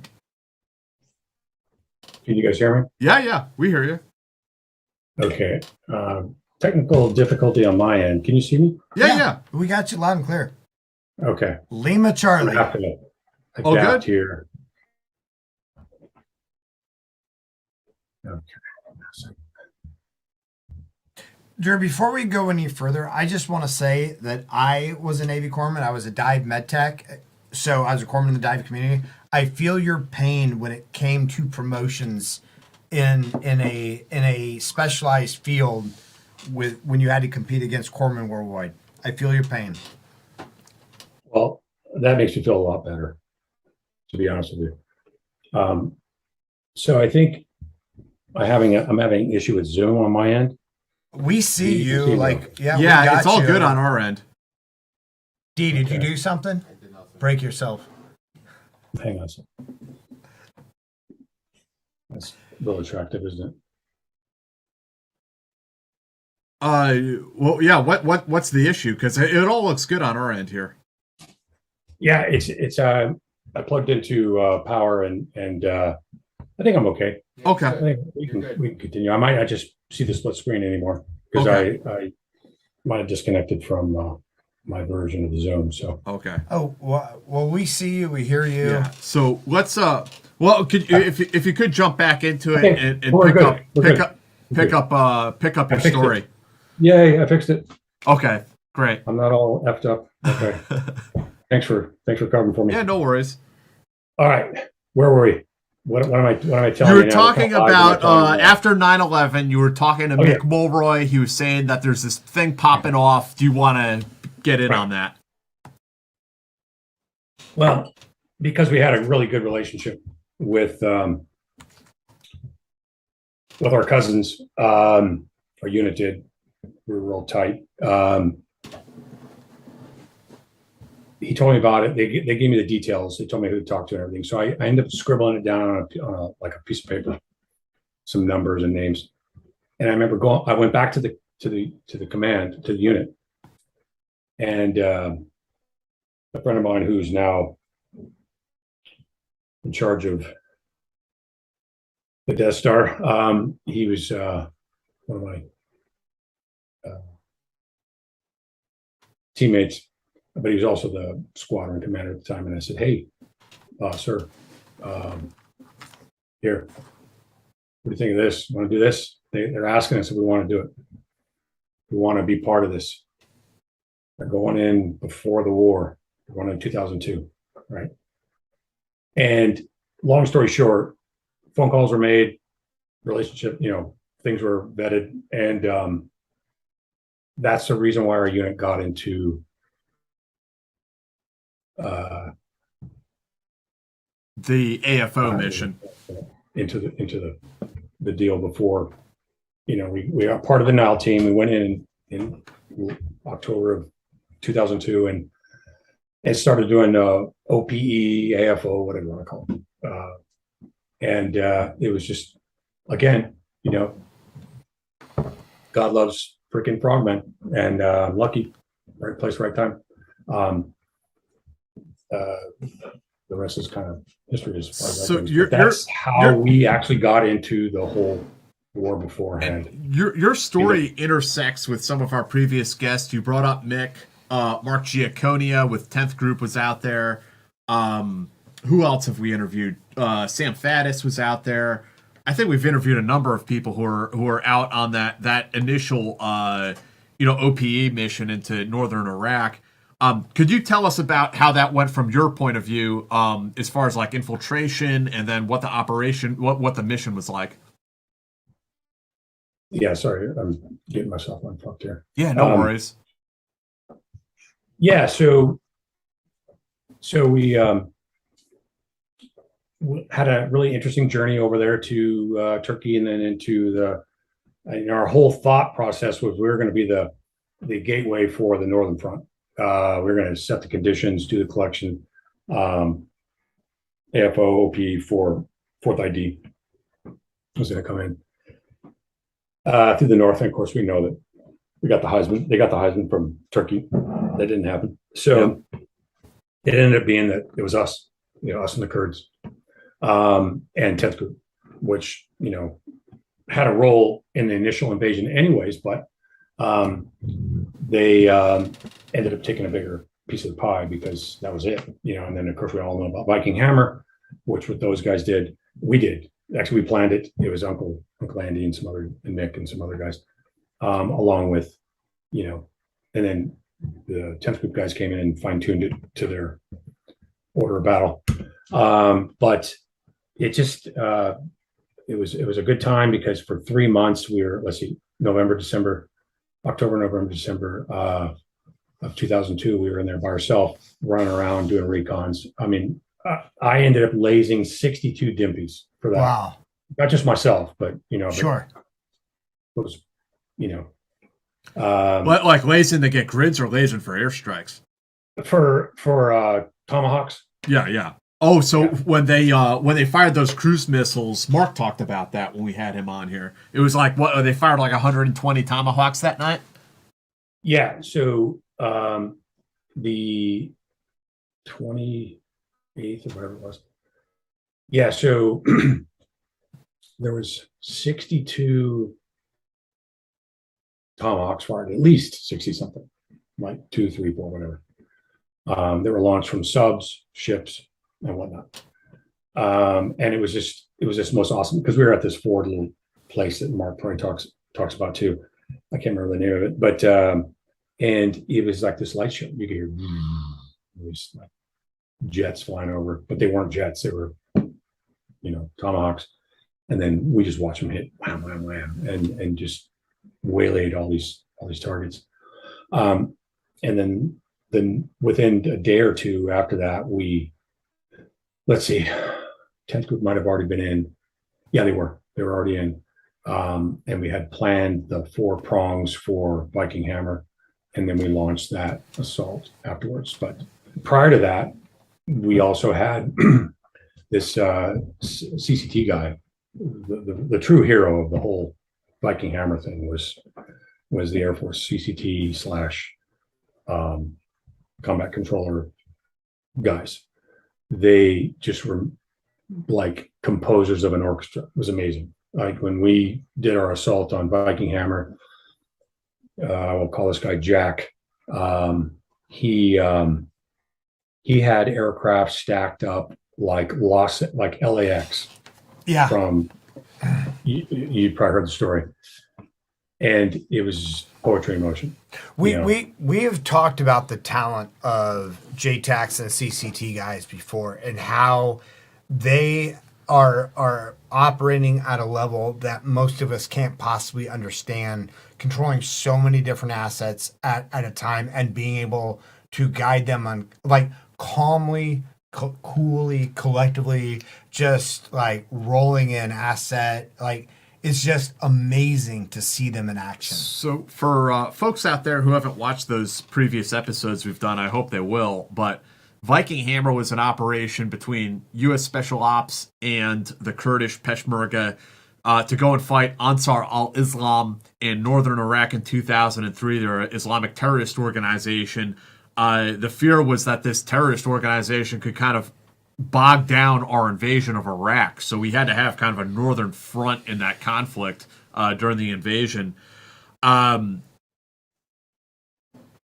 Drew, could you tell us a little bit about what you did? You sent me some pretty cool pictures, actually, of you out there in the field with the Peshmerga. Can you tell us a little bit about what your role was and what you were helping facilitate at that time? Yeah, so it was broken up by, I wish I knew the actual order of battle for 10th group, so I don't want to misrepresent that, but it was evenly divided amongst the was it 103 or 102, Tovo's battalion. And the SF guys, and then various levels of Peshmerga, and myself, like a counterpart of mine, and a combat controller. And I was paired up with Boffle. No, with Jalal. No. Talabani. There was Palat Talabani, Lashore Talabani. Lahore. Yeah. Lahore. Yeah. He became the intelligence chief, I believe.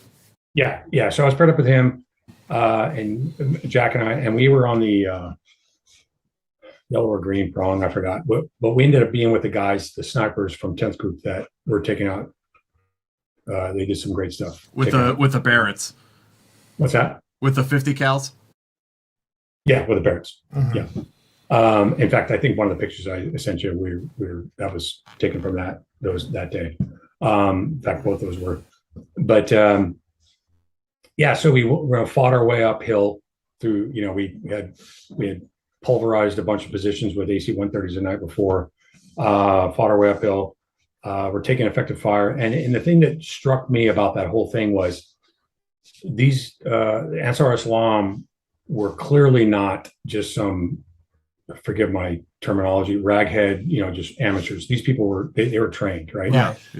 They actually had defense in depth set up. So as they knew, gradually, obviously we're going to fight our way uphill. So they would just leapfrog back to fortified positions where they had weapons and it was suspected they had a chemical weapons facility in that valley, right? Yeah, exactly. So Kermal was a suspected chemical weapons facility, and that we just pummeled that with 20 or 30 freaking tomahawks. But I'll leave that up to historians to decide. There was interesting things found. Let's put it that way. Yeah, as we fought our way uphill, these guys leapfrog back, and then they would rain down scunion on us, and we had to call in close air support. And I distinctly remember this one episode where we had Navy pilots off of Roosevelt or something. It was a female, and Jack's talking to her, and she dropped her bombs, and then he's like, "Hey, I need you to do some strafing runs along this ridge line." And so the ridge line, essentially on the other side of it, was Iran, right? So she came in and just freaking laid scunion on them, took out some machine gun positions, and we were able to advance forward. Yeah, but it was interesting to get shot at all day long. And what was it like working amongst, like, not everybody had the same, you work with different elements, and not everybody had the same sort of actions on type of maneuver, right? Not everybody had the same sort of TTPs when it came to maneuver and fire. What was it like working with a disparate group in an actual firefight when you're moving towards target and trying to, like, coordinate that? Yeah, I got this great picture of Lahore. I know I'm butchering his name. Yeah, I'm sorry. I probably did too. Was sure. Yeah, Balfour's brother, basically.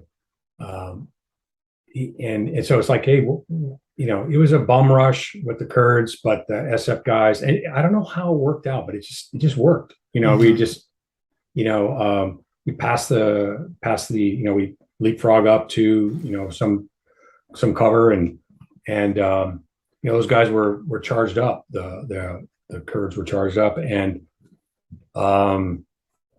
commands were passed, and but the game changers were the air cover and the 10th Group guys. Sure. I mean, I was so frustrated that day because I decided, because I had brought my SR-25 with me, and I was like, do I want to hump this fucking SR-25 and all these magazines and whatnot, or I'll just take my M4, right? And I regretted it to this day. It's like, because I would shoot. I was like lobbing shots at these guys 400, 500 meters away, right? Having to Kentucky. Yeah. And of course we're fighting uphill. So it's like, at some point I was like, carrying a bunch of shit. So I took my rear plate out and just, toss it on the ground. I'll get it later.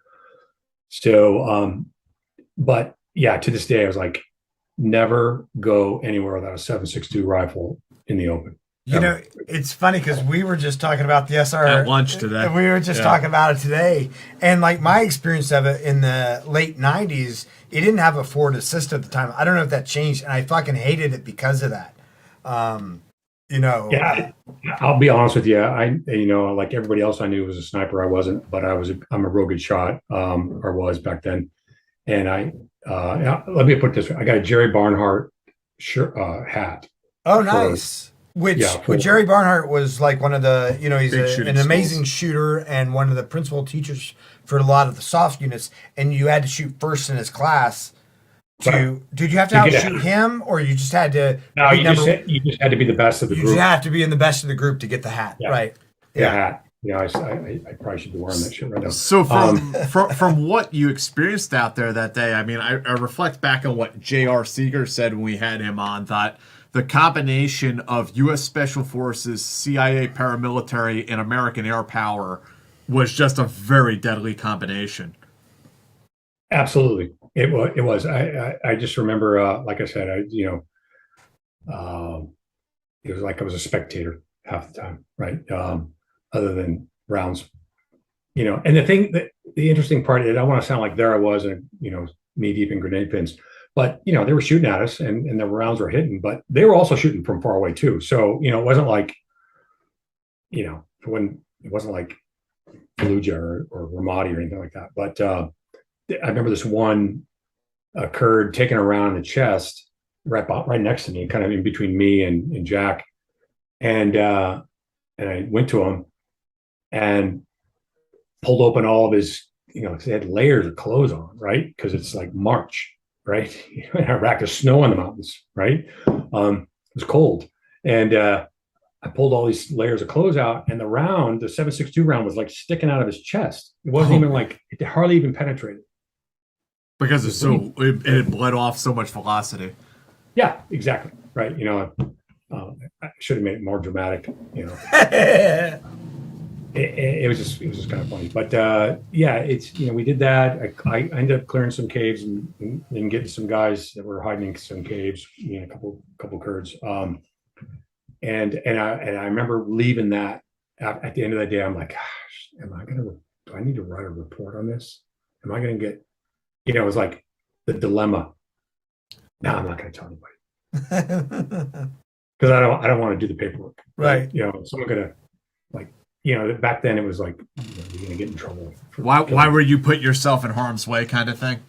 Well, it wasn't that. It was more like you just didn't know. I mean, everything was new, right? Unless you were in Afghanistan, Afghanistan was ahead of us by a year, right? Right. So to speak, half a year. So, or a year or more. So that was a really good time. That was only the beginning too, because then we did other things. Kirkuk, we had to take Kirkuk with the Kurds. It just kept going, and it was a real good time with 10th Group. I'm looking forward to the reunion. I think they're going to do a 20-year anniversary of that. A Viking Hammer coming up here next year, early next 23. Were there, you said that Afghanistan was a year ahead of you at this point in time. Were there visible changes at your particular unit as a result of 9/11? Did things change? Did they morph, evolve? Yeah, I mean, they did, of course. 9/11 changed everyone's life. I mean, for me, example, I was on this one trip I did after doing a bunch of Balkan trips was to a country, to Georgia, actually. And I remember taking off. I just gotten married at the time I just got married. Let's leave it that way. A few weeks before, and was getting ready to leave on September 9th. And so September 9th, I get on the plane, fly out there to the Caucasus, and land. Because you lose a day when you're flying that way, right? So check into our place. Turn on the TV. I'm with another teammate, and we're watching CNN. And he's like, "Hey, man, check out the TV. There's like a plane just crashed in one of the towers." I'm like, "Oh, okay." I'm thinking of World War II when that B-25 hit the Empire State Building or whatever. And I'm watching it, and then we, like everybody in America has this story, same story. We watched the second plane hit the towers. Mm-hmm. So at that point, it was like, "Holy shit, we're at war with someone." Mm-hmm. Right. So, we're on the horn, we're talking to the chief.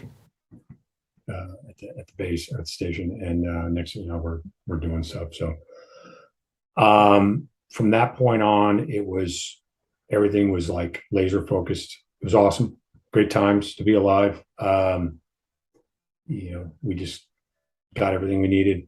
We did a lot of great stuff. I just feel like it was a blessed time to be an American. Yeah. So what came for you then after Viking Hammer, that whole 2003 invasion? What was the next step for you now in your Army career, so to speak? Yeah, so Viking Hammer happened, and it's kind of like you didn't really think of it as Viking Hammer. It was like okay, day at work. Another deployment. Right. We did a bunch of SSE. We went to all these different places, and the stuff we pulled off of all these different little villages, and I mean, we took this one particular. I should have sent you the picture, man. It's a kind of famous picture, actually. It's sitting in a conference room up at another office. It's with myself, Mick, all the guys from our team after we just took this little town, and me and Mick are holding the American flag up. Oh, I think I have seen that one. Yeah, you probably have. It's actually in all the Viking. If you go to Wikipedia and all that kind of stuff, you can see it. And all the Viking. And you're wearing Oakleys in most of them. Exactly. Yeah. Oh, you're a SEAL, so we understand. I'm just kidding. What's that? I said you're a SEAL, so we understand. But I'm honestly just kidding. Yeah. You gotta come back cool, dude. Always look cool. Right. Always look cool. And for our viewers who don't know, SSE is sensitive site exploitation, and it's the phase after an assault where you basically search for evidence, but like search like the FBI looking for you search. Like I wouldn't quite call it what the FBI does on a crime scene. It's more like it's what a ranger does on a crime scene. Well, I mean, it's not like you're not wearing gloves and dusting for prints, but you're ripping ripping everything the wall. apart. Yeah, you're looking for everything you can. And you find souvenirs too. Yeah, and you find all their porn. All the mullah. Indeed. Yeah. Exactly. So we did that SSE stuff. I went to the Kermal place, and it was just devastated. And then some other folks came in, and we just shifted focus to the Iraqi Republican Guard in Kirkuk, and taking that place with 10th Group again. I ended up getting the 3rd Iraqi Republican Guard division flag. Took it down from whatever that base was there. And what's funny is you could see these guys as they left their base, they were literally taking their clothes off and throwing them off, in the street, their uniforms, and putting on, civilian clothes. And this flag it had to be 20 feet long or something like that. I ended up giving it to some general in Qatar. But we found a bunch of really interesting things there, missiles and things that were interesting, to put it mildly. It's too bad that the political narrative is what it is as far as the level of evidence. But there's cases to be made on both sides of WMD. Finding sarin is one thing. Finding effective sarin rounds is another thing. Right. So, right. I would say there's, Right. And sort of, and again, if the premise is yellow cake, then WMDs may not fit that definition, but finding, UXO.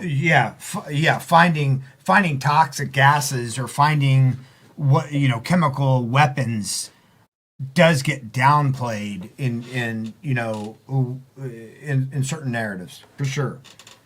Yeah, I mean, there was enough evidence prior to that of MiGs being buried in the desert, and we were played too by a lot of sheiks, right? Whatnot, so regardless, that's out of my pay grade. What came after that deployment though? What was the next step?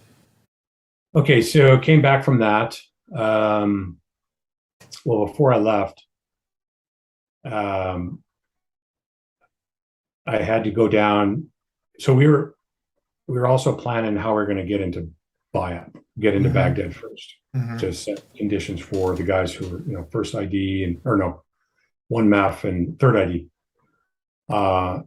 And I ended up going down there with a group of guys that Mark was running, and linking up at Baghdad International, Saddam Hussein Airport, or whatever it was called, and doing a little bit of stuff in Baghdad before I got shipped out. By that point, I'd been there like 6+ months in April. So I left, came back home. That's 2003.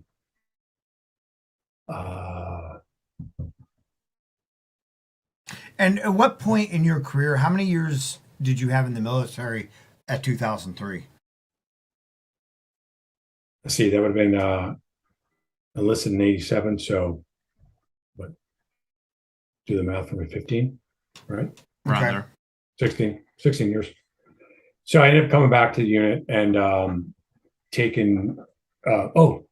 Okay. So I'm a senior chief, right? So here's the interesting part of Iraq. I'm up for master chief, and at the same time I was married, so I'm thinking about master chief, E9 retirement after 20 years, 25 years, 30 years, as opposed to like putting in a commissioning package. Right.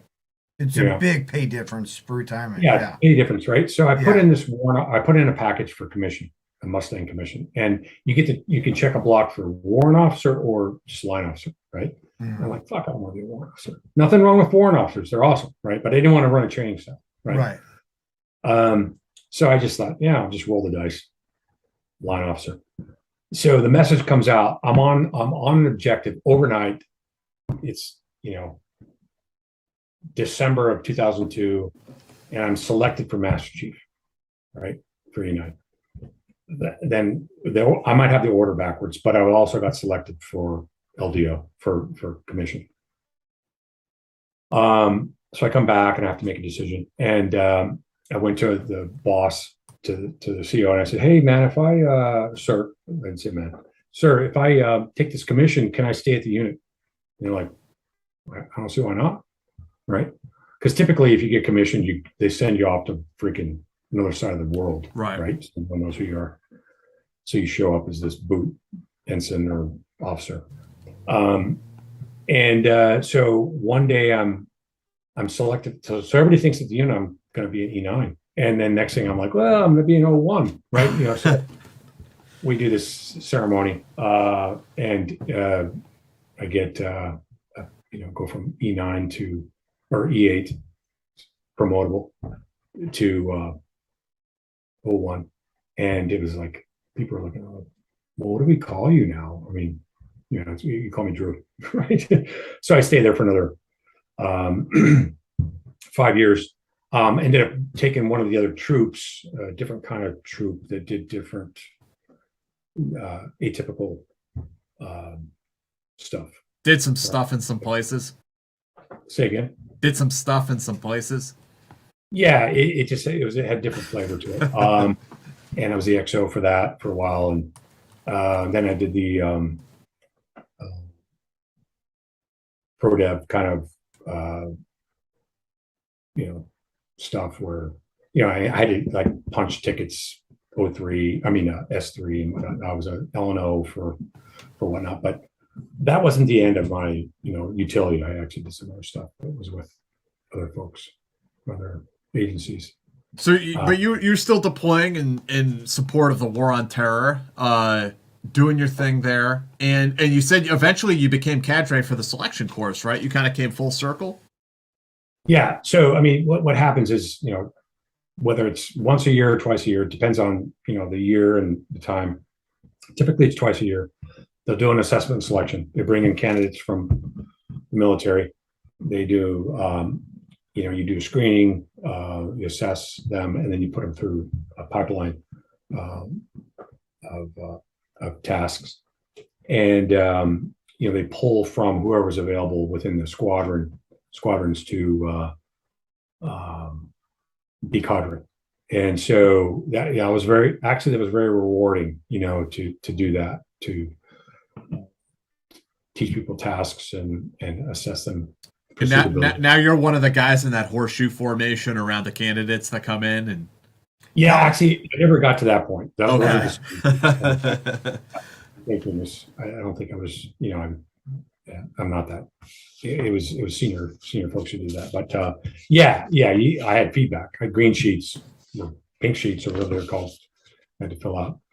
But in this time frame, after I came back from Iraq, that's when I went down to this special finishing school that Dave probably knows about.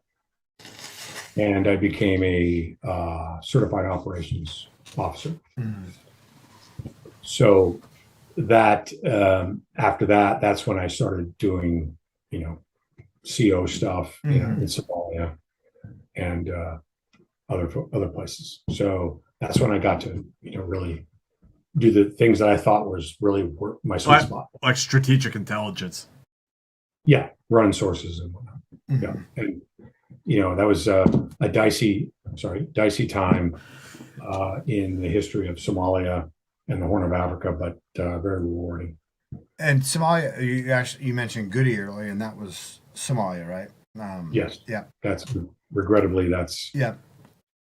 I mean, I just got to tell you, there are I love my brothers, but of all the people in the world that I know who are just true superstar, rock star heroes who've been everywhere at the right time, that's just one guy that the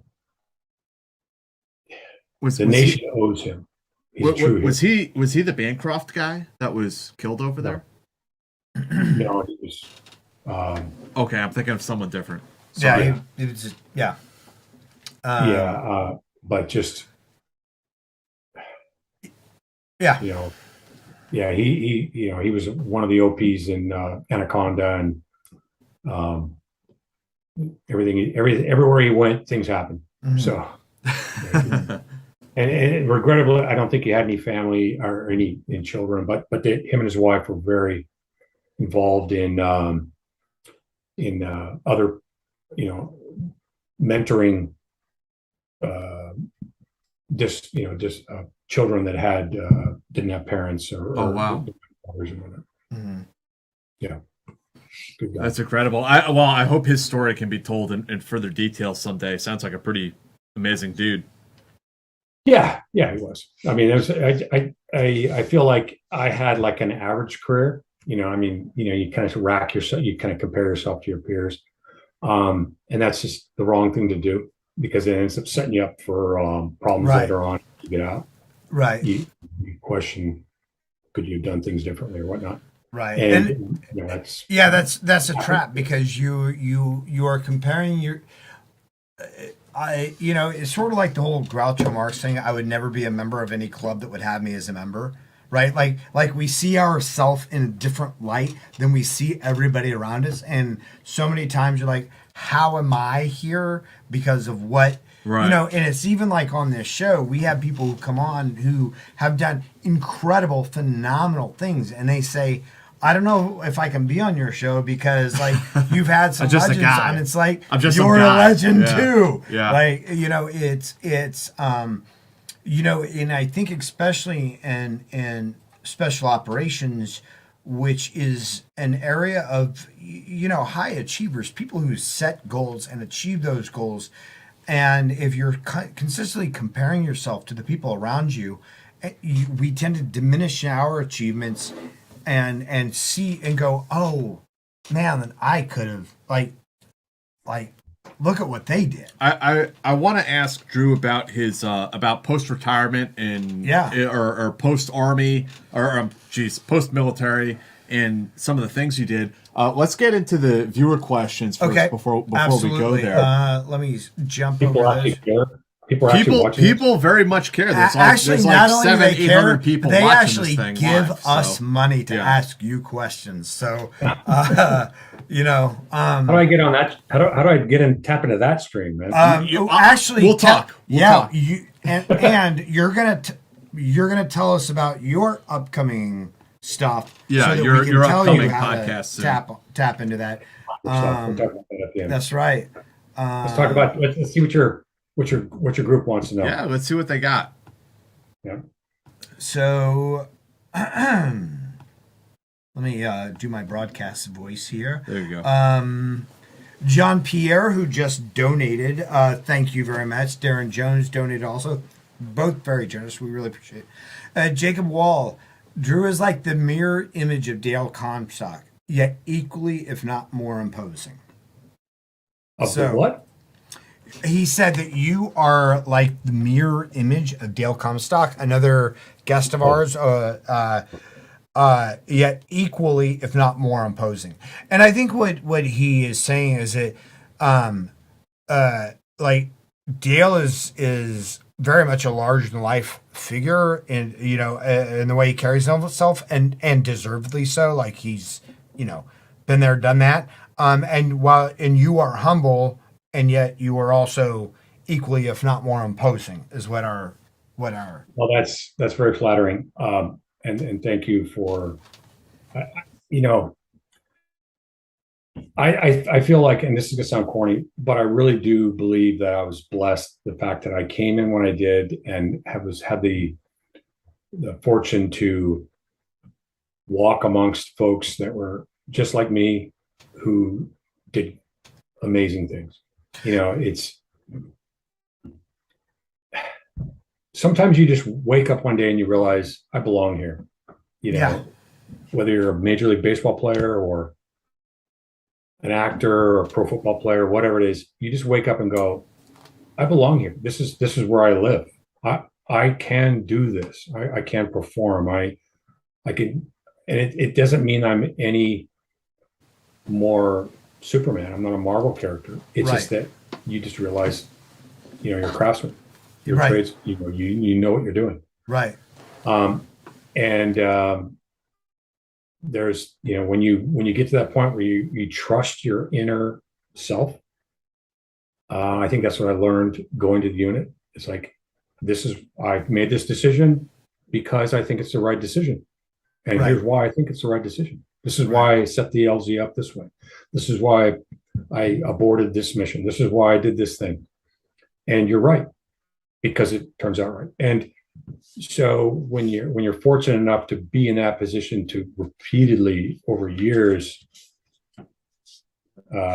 make good decisions, or decisions that are productive, or sometimes there are decisions where you walk away. You're not afraid to say, yeah, you know what? Right. I don't got a good feeling about this one. And it takes a mature military unit, which isn't always there to support you. Like, some units will make your decision a zero or hero decision. But if the unit trusts you, then they give you the leeway to make a decision and don't like hammer you afterwards. Yeah, to that point, I remember being in Somalia, and we had this certain type of mission we were working with proxies or whatever. And I had this certain 06 who I love him to death. He's like, where the fuck is my, commando force? Oh, I need it now. Because he's answering to GOs and whatnot. Mm-hmm. I'm like, sir, you can't make Somalis it just doesn't happen overnight. Into command overnight, yeah. Right. They don't even know how to read a map. Right. And so you have those kinds of challenges to deal with, but at the end of the day, they trust you, and they let you kind of drive the train. Yeah, no, that's important. Hey, just to add to what Dee said, we're at 493 likes. Hey, if you haven't liked this video, please get us to 500. Yeah, you're wrong if you haven't. You're wrong. You're wrong.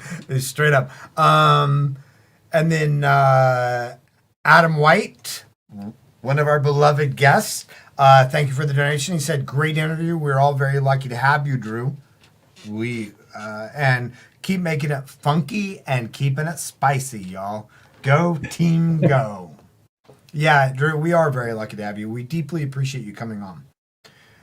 Well, it's been my pleasure. I wish I could have been more captivating and told you some better stories. Next time you come here in studio in New York, and we'll sit down. We'll have some stogies and some whiskey. You told us some great stories, and look, thank God for Jack because you and we're both like sort of the ADD. Like we go off, and I would have talked to you about like naval sea stories for fucking 2 hours. You're having a really bad day if you need me to keep you on the rails. I have a bad day every Friday, Jack. Thank you. I'll just say that. Yeah, or Saturday. Yeah. See how bad my day is? Is there? Does anybody have a pointed question they want to ask? Or? Yeah. So Anatoly Vaskovich, thank you very much. Did you guys spend a lot of time on shooting and weapons in CQT? Was it a good shooting program? Shooting weapons when? During CQT, like during your training for the SMU. Oh yeah. I mean, yes, but part of the selection criteria was like what you brought to the table, right? So they're not going to teach you what you already know how to do. You're going to get plenty of opportunity, like to work with guys like Jerry Barnhart or Pat McNamara or other folks. But that's just so you can just tweak and fine tune your skills, right? Mostly you get, so we did a lot of foreign weapons stuff, and so but maintaining our quals was never an issue. If we wanted to set up a shooting course with some expert, we did it whenever we needed to. How was it? We also wanted to maintain. What I've left out is that we worked oftentimes integrated as part of a combined team with our brothers and sisters in blue and green. So, we needed to be able to not be a liability. Right. And out of curiosity, like, how was that different? Because in the SEAL teams, just like in the Rangers or most Spec Ops units, you were learning to do things as a team. And while you need to be able to do things as a team and integrate, there are also times when you have to do something as a singleton or as a pair. And that's not really something that is so often focused on in these other units. So how did you train up for that? Yeah, so that kind of dovetails into my one of my last jobs where we had a special group that did kind of those types of things. We had travel around and be by yourself.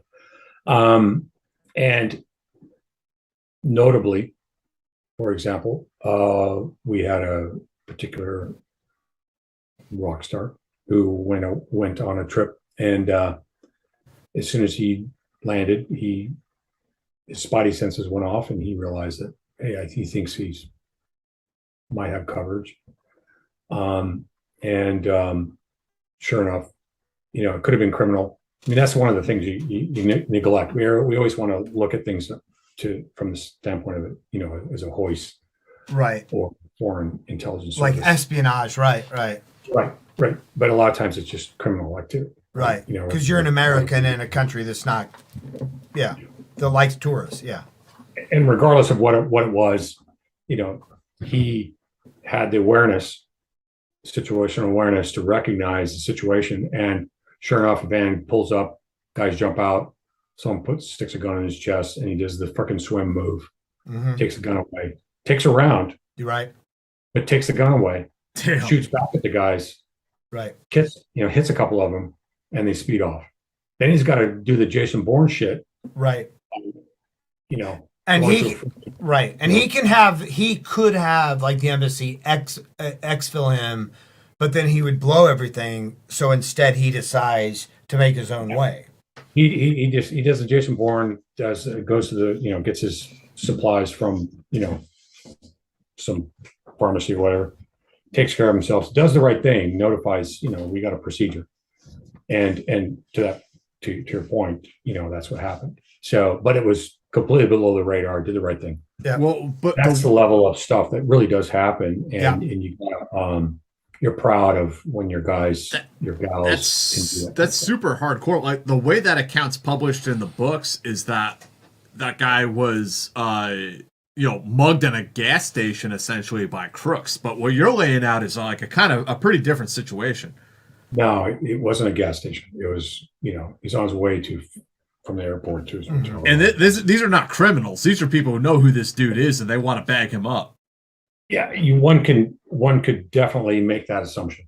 Definitely. Yeah, right. No shit. He gets off an airplane. Is at that moment he doesn't know that he's just responding to the situation. Exactly. Right. And that's where the Crucible and Kelly McCann and all that training, all the combatives we did every freaking day of the week, 3 times a week or whatever it was, pays off. Yeah. It's muscle memory. It's all that stuff. It's, you fight like you train, and questions becomes part of who you are. And then, the downside to that is it affects you later on. You know what I mean? Yeah. Post retirement, you got to face your demons or face your frailties. Right.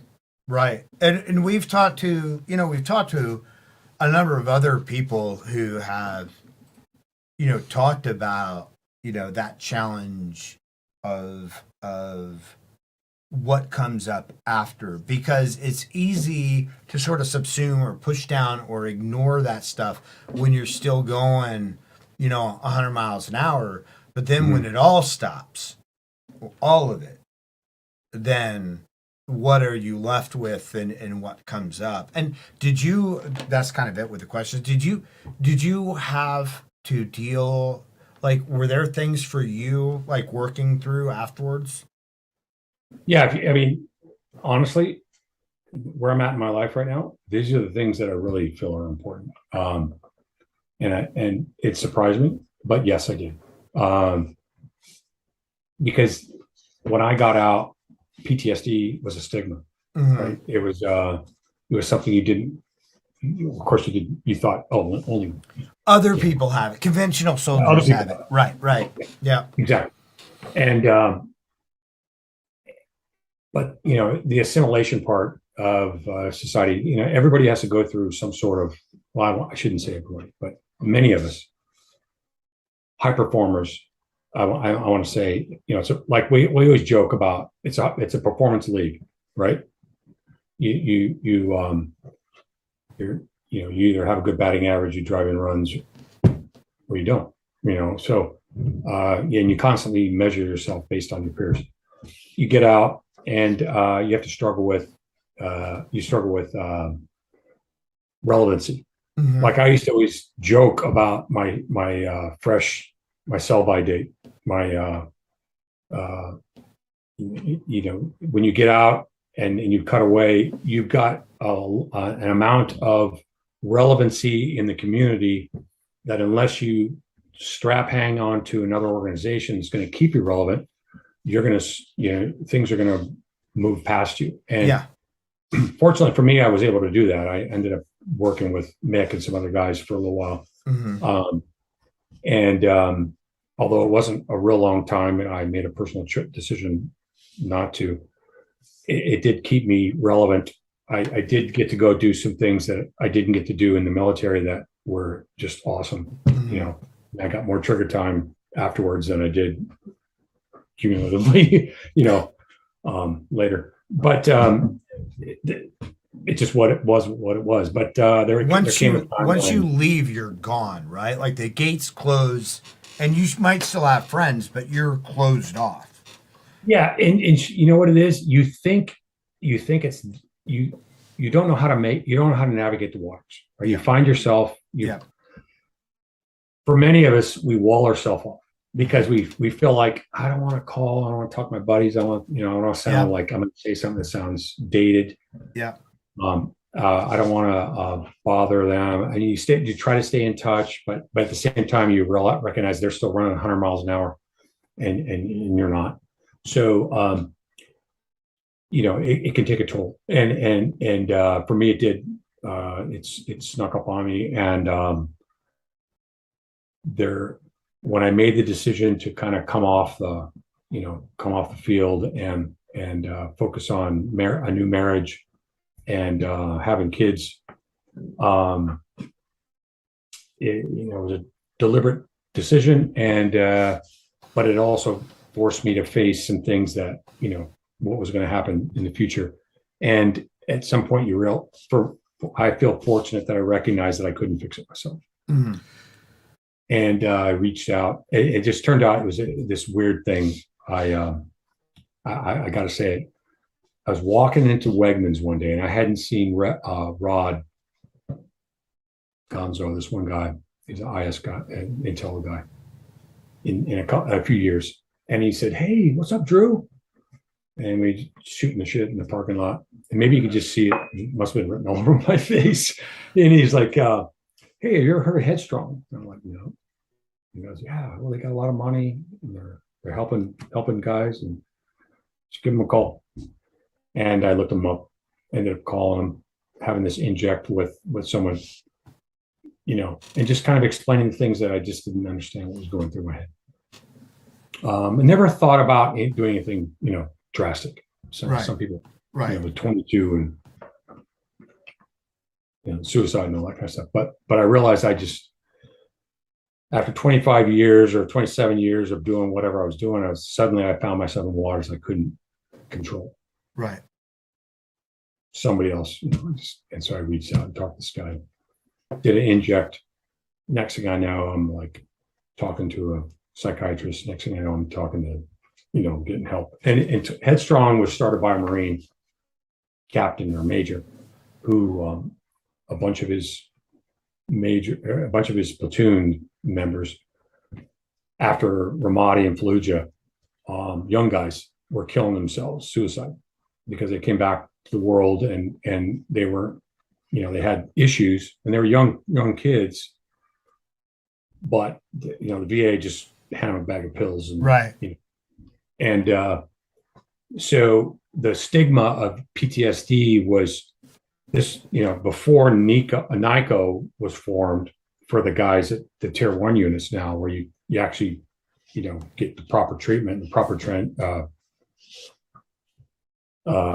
transition and assessment, like Mark talks about.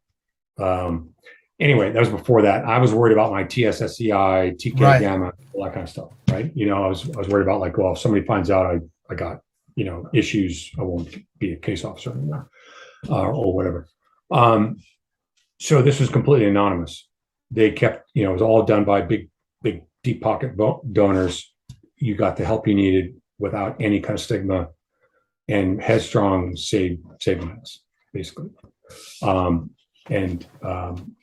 That's why, I'm where I'm at today. Not that things would have necessarily been, negative, but Fatal, but recognize, right. I can't do it for myself. Right.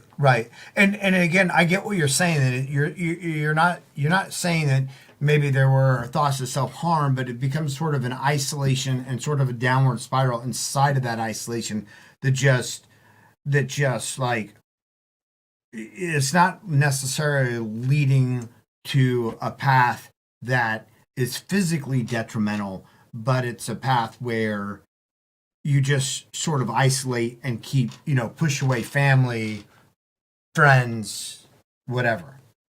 Yeah, when your spouse says something innocent and you cook off, Right. you go on this fucking tirade, Right. and you're like, you're just like, you have this out of body experience where, like, you don't get it, and then you realize they don't get it. Right. Why should they get it? Right. No, Yeah. they didn't live what I lived. And thank God they don't get it, right? I mean, yeah. You realize, wow, okay, I'm gonna try all these different things. Alcohol, I'll try this, I'll try that. You go down all the different rabbit holes, and you realize, okay, this is just an area where I need a subject matter expert. I need somebody else who, I don't know what I need, but I need something else, right? Right. And it's good. There's a lot more. We've really progressed a lot since I went through that. So, Drew, that kind of, I want to ask you something, and maybe this is somewhat selfish of me, but I'll go ahead and ask anyway. And I don't want to say more than you maybe want to talk about publicly, but you have told something to me that like it kind of resonated, and I can relate to it on a personal level. Like there's a time in your life like you decided to set aside this life as an operator or a soldier or a sailor or a badass or whatever it is, and like choose to be a father and a husband and like play this sort of other role in life. And I was wondering if you would be willing to like talk a little bit about like that very like kind of conscious decision you made to move from one life to another, because like that's something that just it really clicked with me at least. Yeah, it's a great question. It's like, and we all have these preconceived ideas of what our life's going to be like. I'm going to get out. I'm going to work for CIA. I'm going to be a paramilitary contractor. I'm going to buy land in Montana. I'm going to do this, and this. I'm going to get my pilot's license, blah, blah, blah, blah, whatever. And then, life throws you a softball. You think it's a curve, but it's a softball. And you swing and miss. And if you just like paid attention to it and hit it the right way, it would have been the best thing.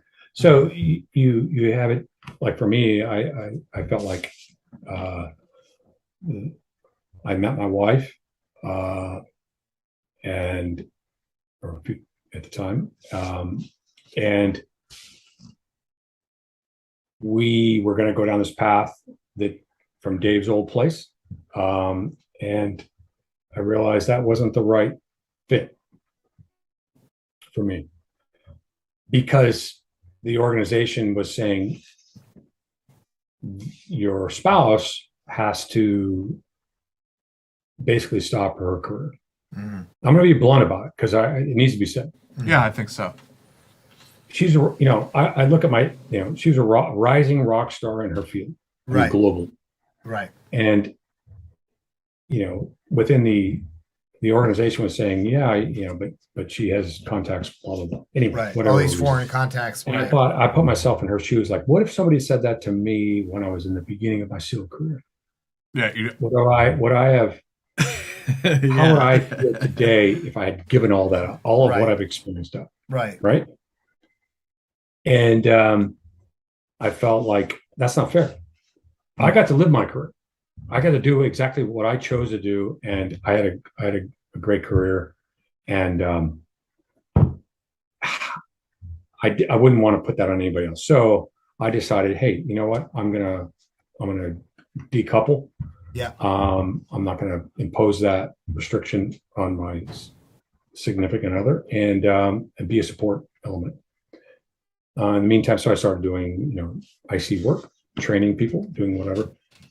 And it was hard. It was really hard. Yeah. It was really hard because, we're talking, things were still very kinetic, very going on. I ended up being a coin advisor in Afghanistan for a year, and that was very rewarding, working with Marines and working for McChrystal and Petraeus. We haven't even talked about that. That's another podcast probably. But,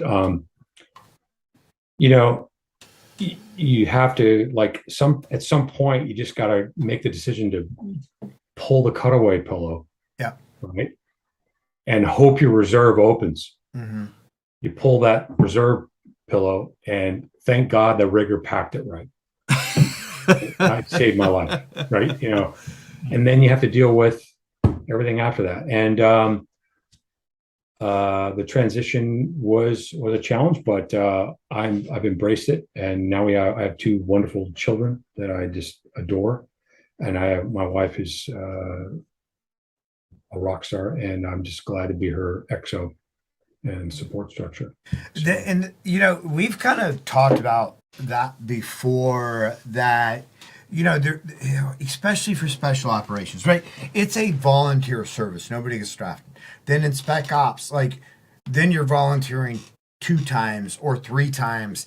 And people can say thank you for your service, but at the end of the day, we are all doing what we love, and we are living in a way a pretty selfish life. We are the dream. We are living our dream.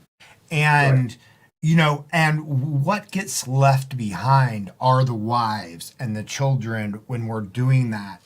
And they're the ones who The spouses are the ones who wonder, like, what's going on when we haven't been able to contact them for 2 or 3 weeks at a time, right? Or whatever.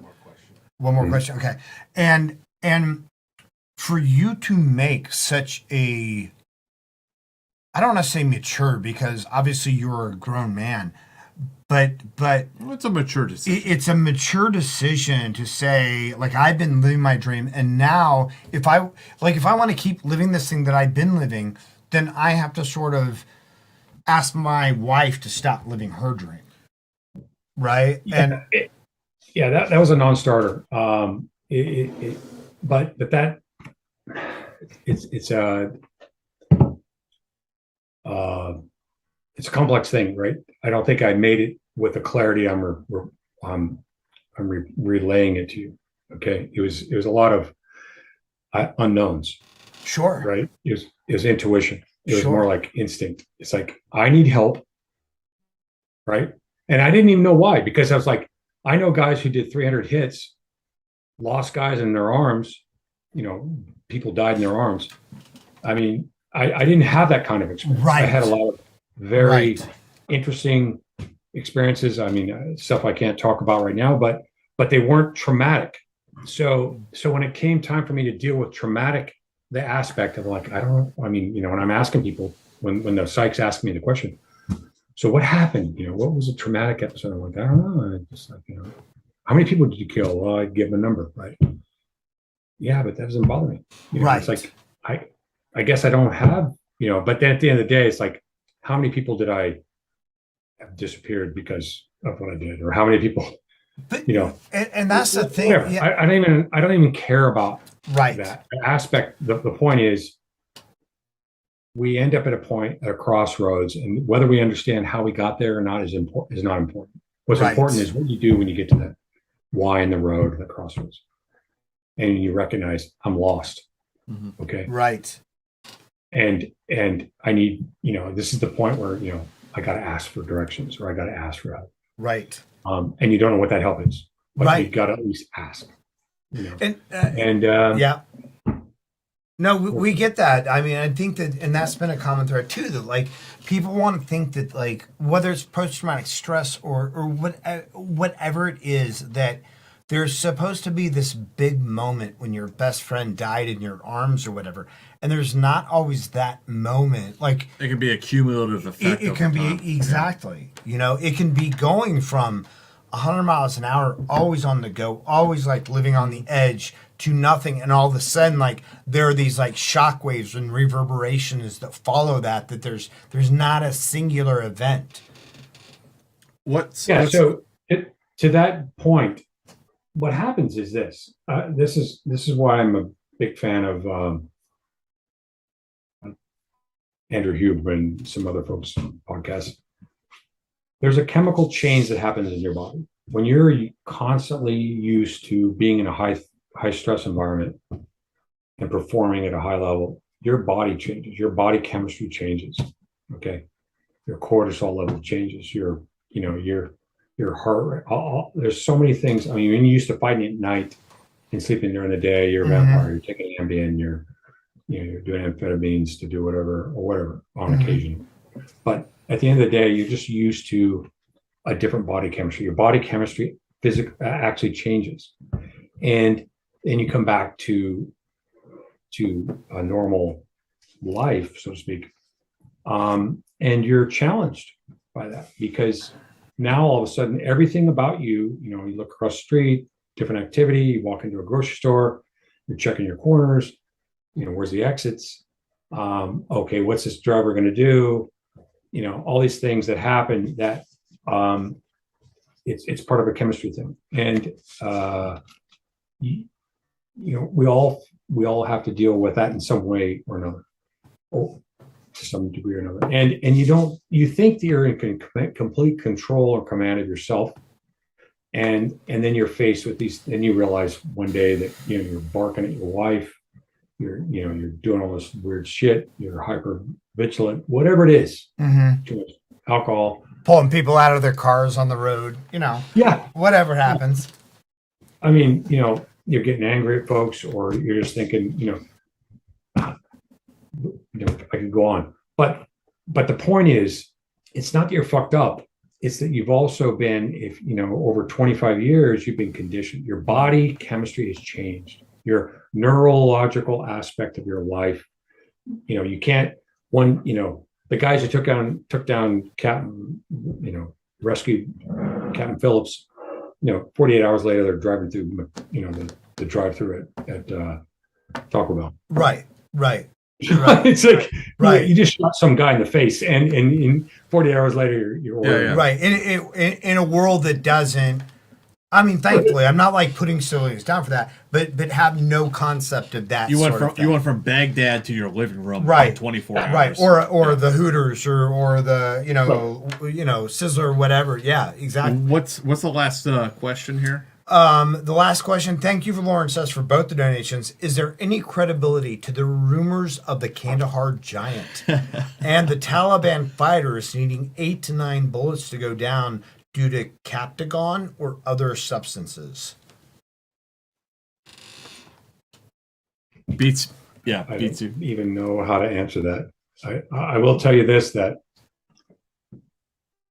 as far as Afghanistan goes, when a year ago, when things were going sideways in Afghanistan, I felt very betrayed as a U.S. service member who watched a lot of, who knows of, I've been to too many funerals, right? Yeah. And when that happened, I jumped on the vet bro bandwagon to help get folks out.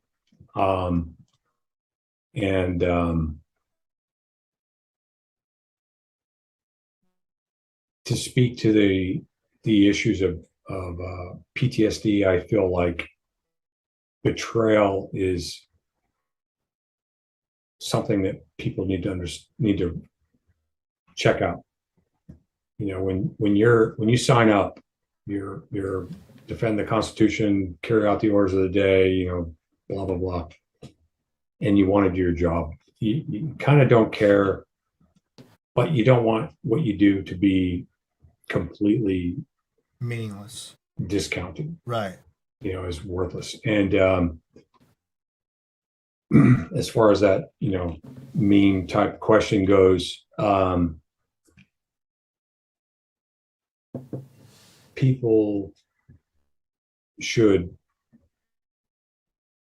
recognize that when young Americans, the 13 Marines and all of, I share something in common with the 13 Marines that died in HCAF. They did that because they were looking at, they believed in what they were doing. They believed in the brotherhood. They believed in, and representing the United States as a true beacon of hope. And every now and then we need to take a reset and recognize that. But if we don't have those values anymore, what's going to fill that void? Right. And, it's interesting because our veterans have always sort of led the charge in that, from Vietnam, like bringing home the Vietnamese, when I say bring home, Jim Morris was a big the part Vietnamese, of the bringing Montagnards, Nungs that sacrificed so much to work right. with us. Afghanistan, Iraq, like the Kurds during the first Gulf War, we completely left them to their own devices after they trusted us so much. It's easy to blame a politician for those issues, but it seems to be a trend of the American government. Like, and generally it takes the veterans that worked with those indigenous forces to like lead the charge on getting them the sanctuary.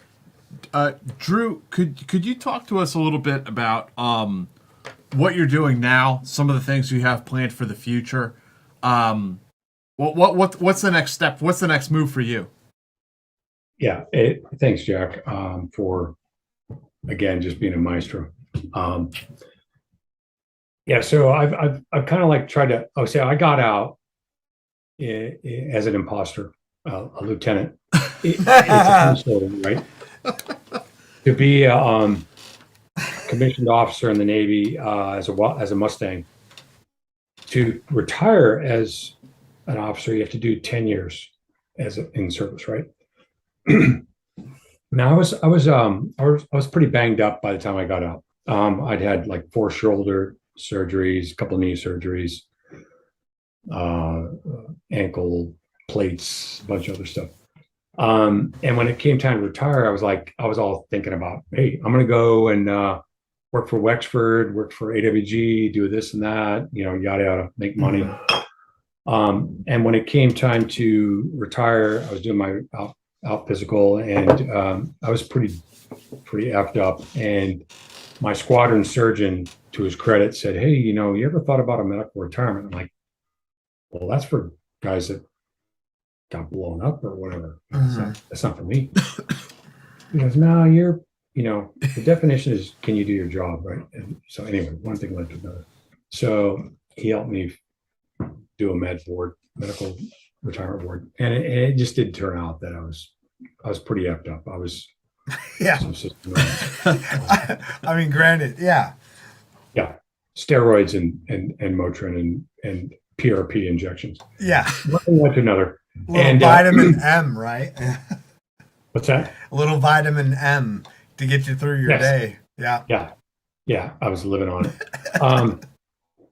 So I did a med board, and the medical board said, "Yeah, you're pretty fucked up, dude. We're going to medically retire you." I'm like, "Well, I got 22 plus years of servicing. How's that going to work?" So what I thought was going to happen is, because I wasn't going to do the 10 years as an officer, I was going to have to revert back to Master Chief, right? So the poor unit, they're like thinking they're planning my retirement as a Master Chief. I had to buy the uniform, the whole thing. And then, BUMED comes back and says, "Oh, no, we're going to retire." When you get medically retired, you retire at the highest pay grade, or the highest rank yet, pay grade. So for like 9 months, I was at E9. And then all of a sudden it was back to 03, right? Wow. So I retired as an 03. That was the best thing that could happen. So I retired with 100% disability for a number of reasons. Not the least of which was the things we've been talking about amongst the physical stuff. But I went back to school, used my GI Bill, got my degree in history, a bachelor's into history, and then I got a master's in international affairs, and turned my life around. So I'm not sure if I'm on track for answering your question, Jack. Refresh my memory, but you're on track. And taking care of your kids, being a family man, and you told me that you want to start a podcast yourself. Right. Yeah. So the next step was like, what am I going to do with myself? How do I reinvent myself? And I struggled with the whole, IC world, paramilitary world, case officer world, all that kind of stuff. And meanwhile, I have these 2 great kids. I'm blessed by God to, meet this woman who's just so intelligent. I mean, and we have 2 wonderful children. And then suddenly I realized I have this wonderful opportunity to raise kids and be present. I know so many friends on both sides, Army and Navy, who in their weren't able to be present because they had career conflicts, and then their families were challenged by that. And if it wasn't for their a real strong spouse or whatnot, that determined the success.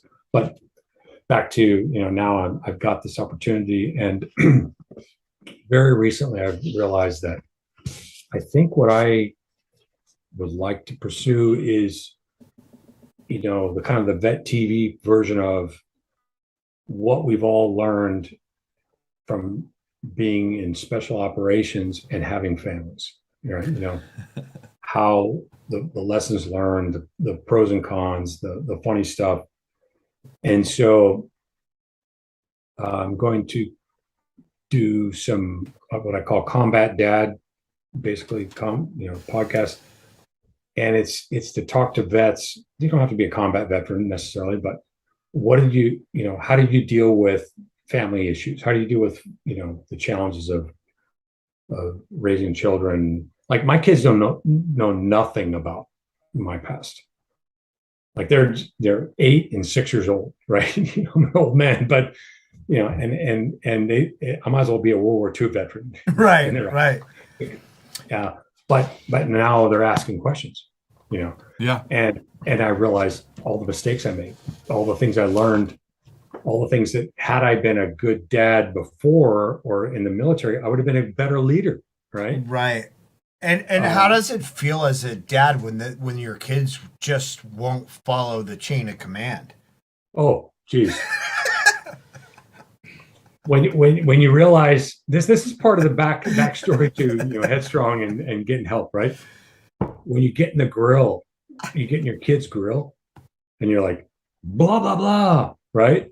And they're like crying, and you realize it. Did I not lay out my task conditions and standards for this task? What is the problem? I don't know. Yeah, here's the commander's intent. Here are your left and right limits. Get the fuck done. And you try everything, right? Like, okay, if you make your bed, you get to put the green check mark on the magnetic board. If you do this, you get to put the at the end of the week, we tally all that shit up, and you get to have if you met the standard, you get to have a movie night. Well, that sounds great, right? But it doesn't work, right? And then you realize all the shit going on is a matter of me not trying to overanalyze it, but just sitting there, grabbing my kid and putting my arm around him and hugging him. Yeah.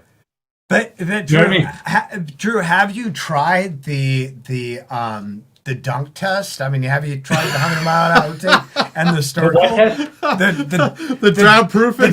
The dunk test with the 100-mile tape and the snorkel? Like, maybe that'll get them in line. The problem is, it's not them, it's me. Right, I know. Yeah, it's you realize it's like, garbage in, garbage out. And when you think they're not paying attention, they are, so I just want to just say I'm blessed to have the opportunity to be present. The fact that I get to be Mr. Mom. Yeah. I'm blessed, man. I can't tell you. I learn more from my kids than anything. So I have no complaints. Combat Dad is coming. The podcast. Yeah. Do you have a channel for that? Because we want to hook you up. Like we want our viewers to raid your very first podcast and make you unlike us with our 10 viewers on our first podcast, us getting drunk and whatnot. Like, how can we help you make it happen? I wish I'd had the Combat Dads is coming. Maybe we can do a shorty in the future. Okay.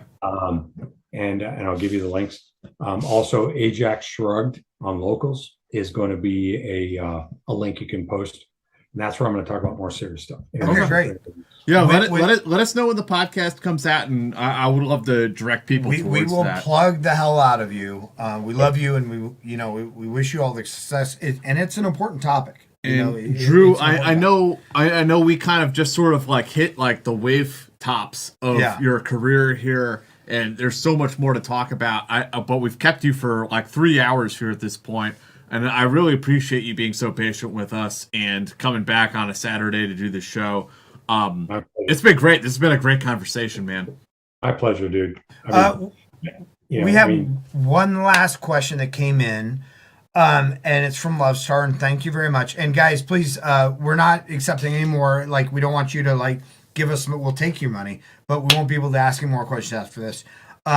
Many new school labor unions are using UW unconventional warfare tactics to conduct collective bargaining. How do you feel about homegrown subversives challenge authority with an asymmetrical mindset? I don't know. Sorry, late question. What to make of and that? and that could be like any from any angle, and homegrown subversives, but also challenging authority. Which so go ahead, please. Okay, so one of the things I learned, we all come into the military. We all have our preconceived ideas of what we want to accomplish, and then reality sets in over time. I did 14 deployments, right? Not every one of them was combat, but at least many of them, 10 of them were high threat / whatever.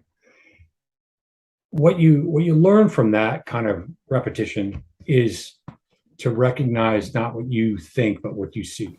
To give the ground truth.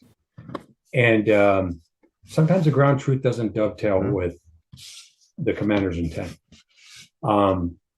So I would say, maybe to answer this question, you got to dig deeper than the surface level of how that applies to domestic aspects. I'm assuming that's what we're talking about, right? I don't even know what that guy's talking about. I'm assuming that because it's homegrown subversive. Yeah. So I'm assuming we're speaking domestically.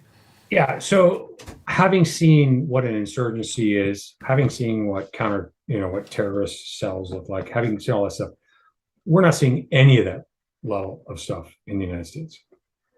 I confidently, I can tell you, there is not that level of concern in the United States.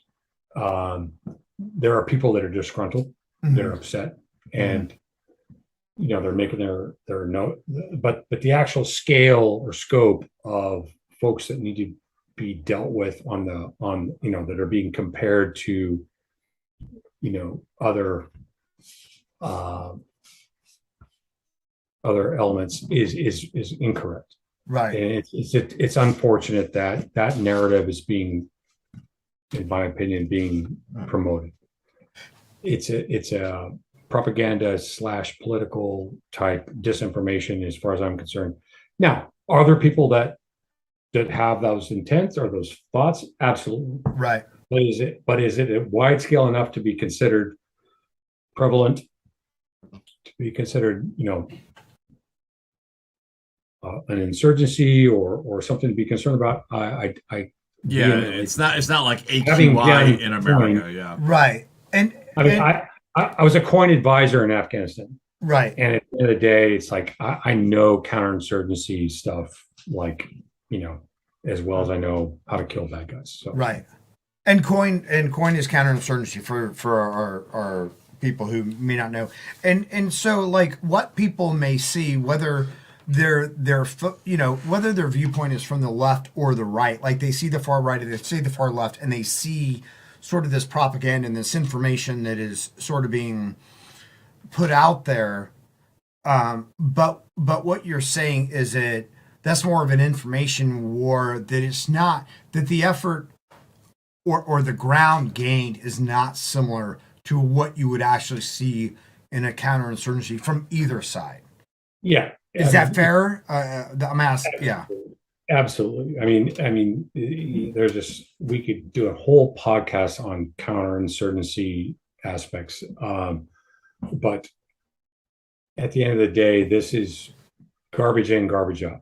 If someone's telling you something and you choose to believe it without challenging the source or doing your own due diligence, then you're just a sheep at the end, in my opinion. Are we at a difficult time in our country? Absolutely. We're polarized. We need to go back to civility. We need to work hard on, taking care of our neighbors, our neighborhood, our cities, right, our counties, right, and finding common ground, because we all share 90% of the same common ground. Right. So right. Most people are just trying to put food on their table, make sure their kids are safe in schools. Like they're trying to live a normal life, while a small minority on each side is sort of controlling the dialogue in a way. Right. Yeah. I want to, be fair to your audience too. So, I could tell war stories all day. Right. Of there I was, and maybe that's better, but we're all Americans, and we need to look for common ground. I mean, take care of your neighbors. Pay attention to who lives next door to you. Know what's going on, and just be a good person. Yeah. Drew, I really appreciate your time tonight, man. And I hope we can do this again sometime. I hope we can talk you into joining us in Brooklyn sometime. If you care to join the evil empire. Yeah. At some point. Well, my wife just took my son. She's taken my daughter and my son up to New York twice now. She does these getaways, right? Yeah. There's a one-on-one. You let us know, Drew. We'll talk. Yeah. And I keep saying, I don't fucking want to go to Manhattan again. You don't have to. No, you don't have to. Brooklyn. That's the beauty of it. I don't want my car broken into. Right? No, you don't. Yeah. Well, we'll get you an Uber. Yeah. Leave your car in a secure garage. We'll get you an Uber. And So, folks, next Friday, Chris Cox, author of Fire Force, served in the Rhodesian Light Infantry. We'll have him on the show. Drew, thank you so much. Thank you, everyone, for being patient with us. We deeply, deeply appreciate you coming on. Everybody, we'll keep on the lookout for Combat Dads and Atlas. Not Shrugged. Ajax Shrugged. Ajax Shrugged. All right. I'll give you the info list. Hey, thanks, guys. It's been my pleasure. And we'll see you next Friday. All right, brother. Thanks, everybody.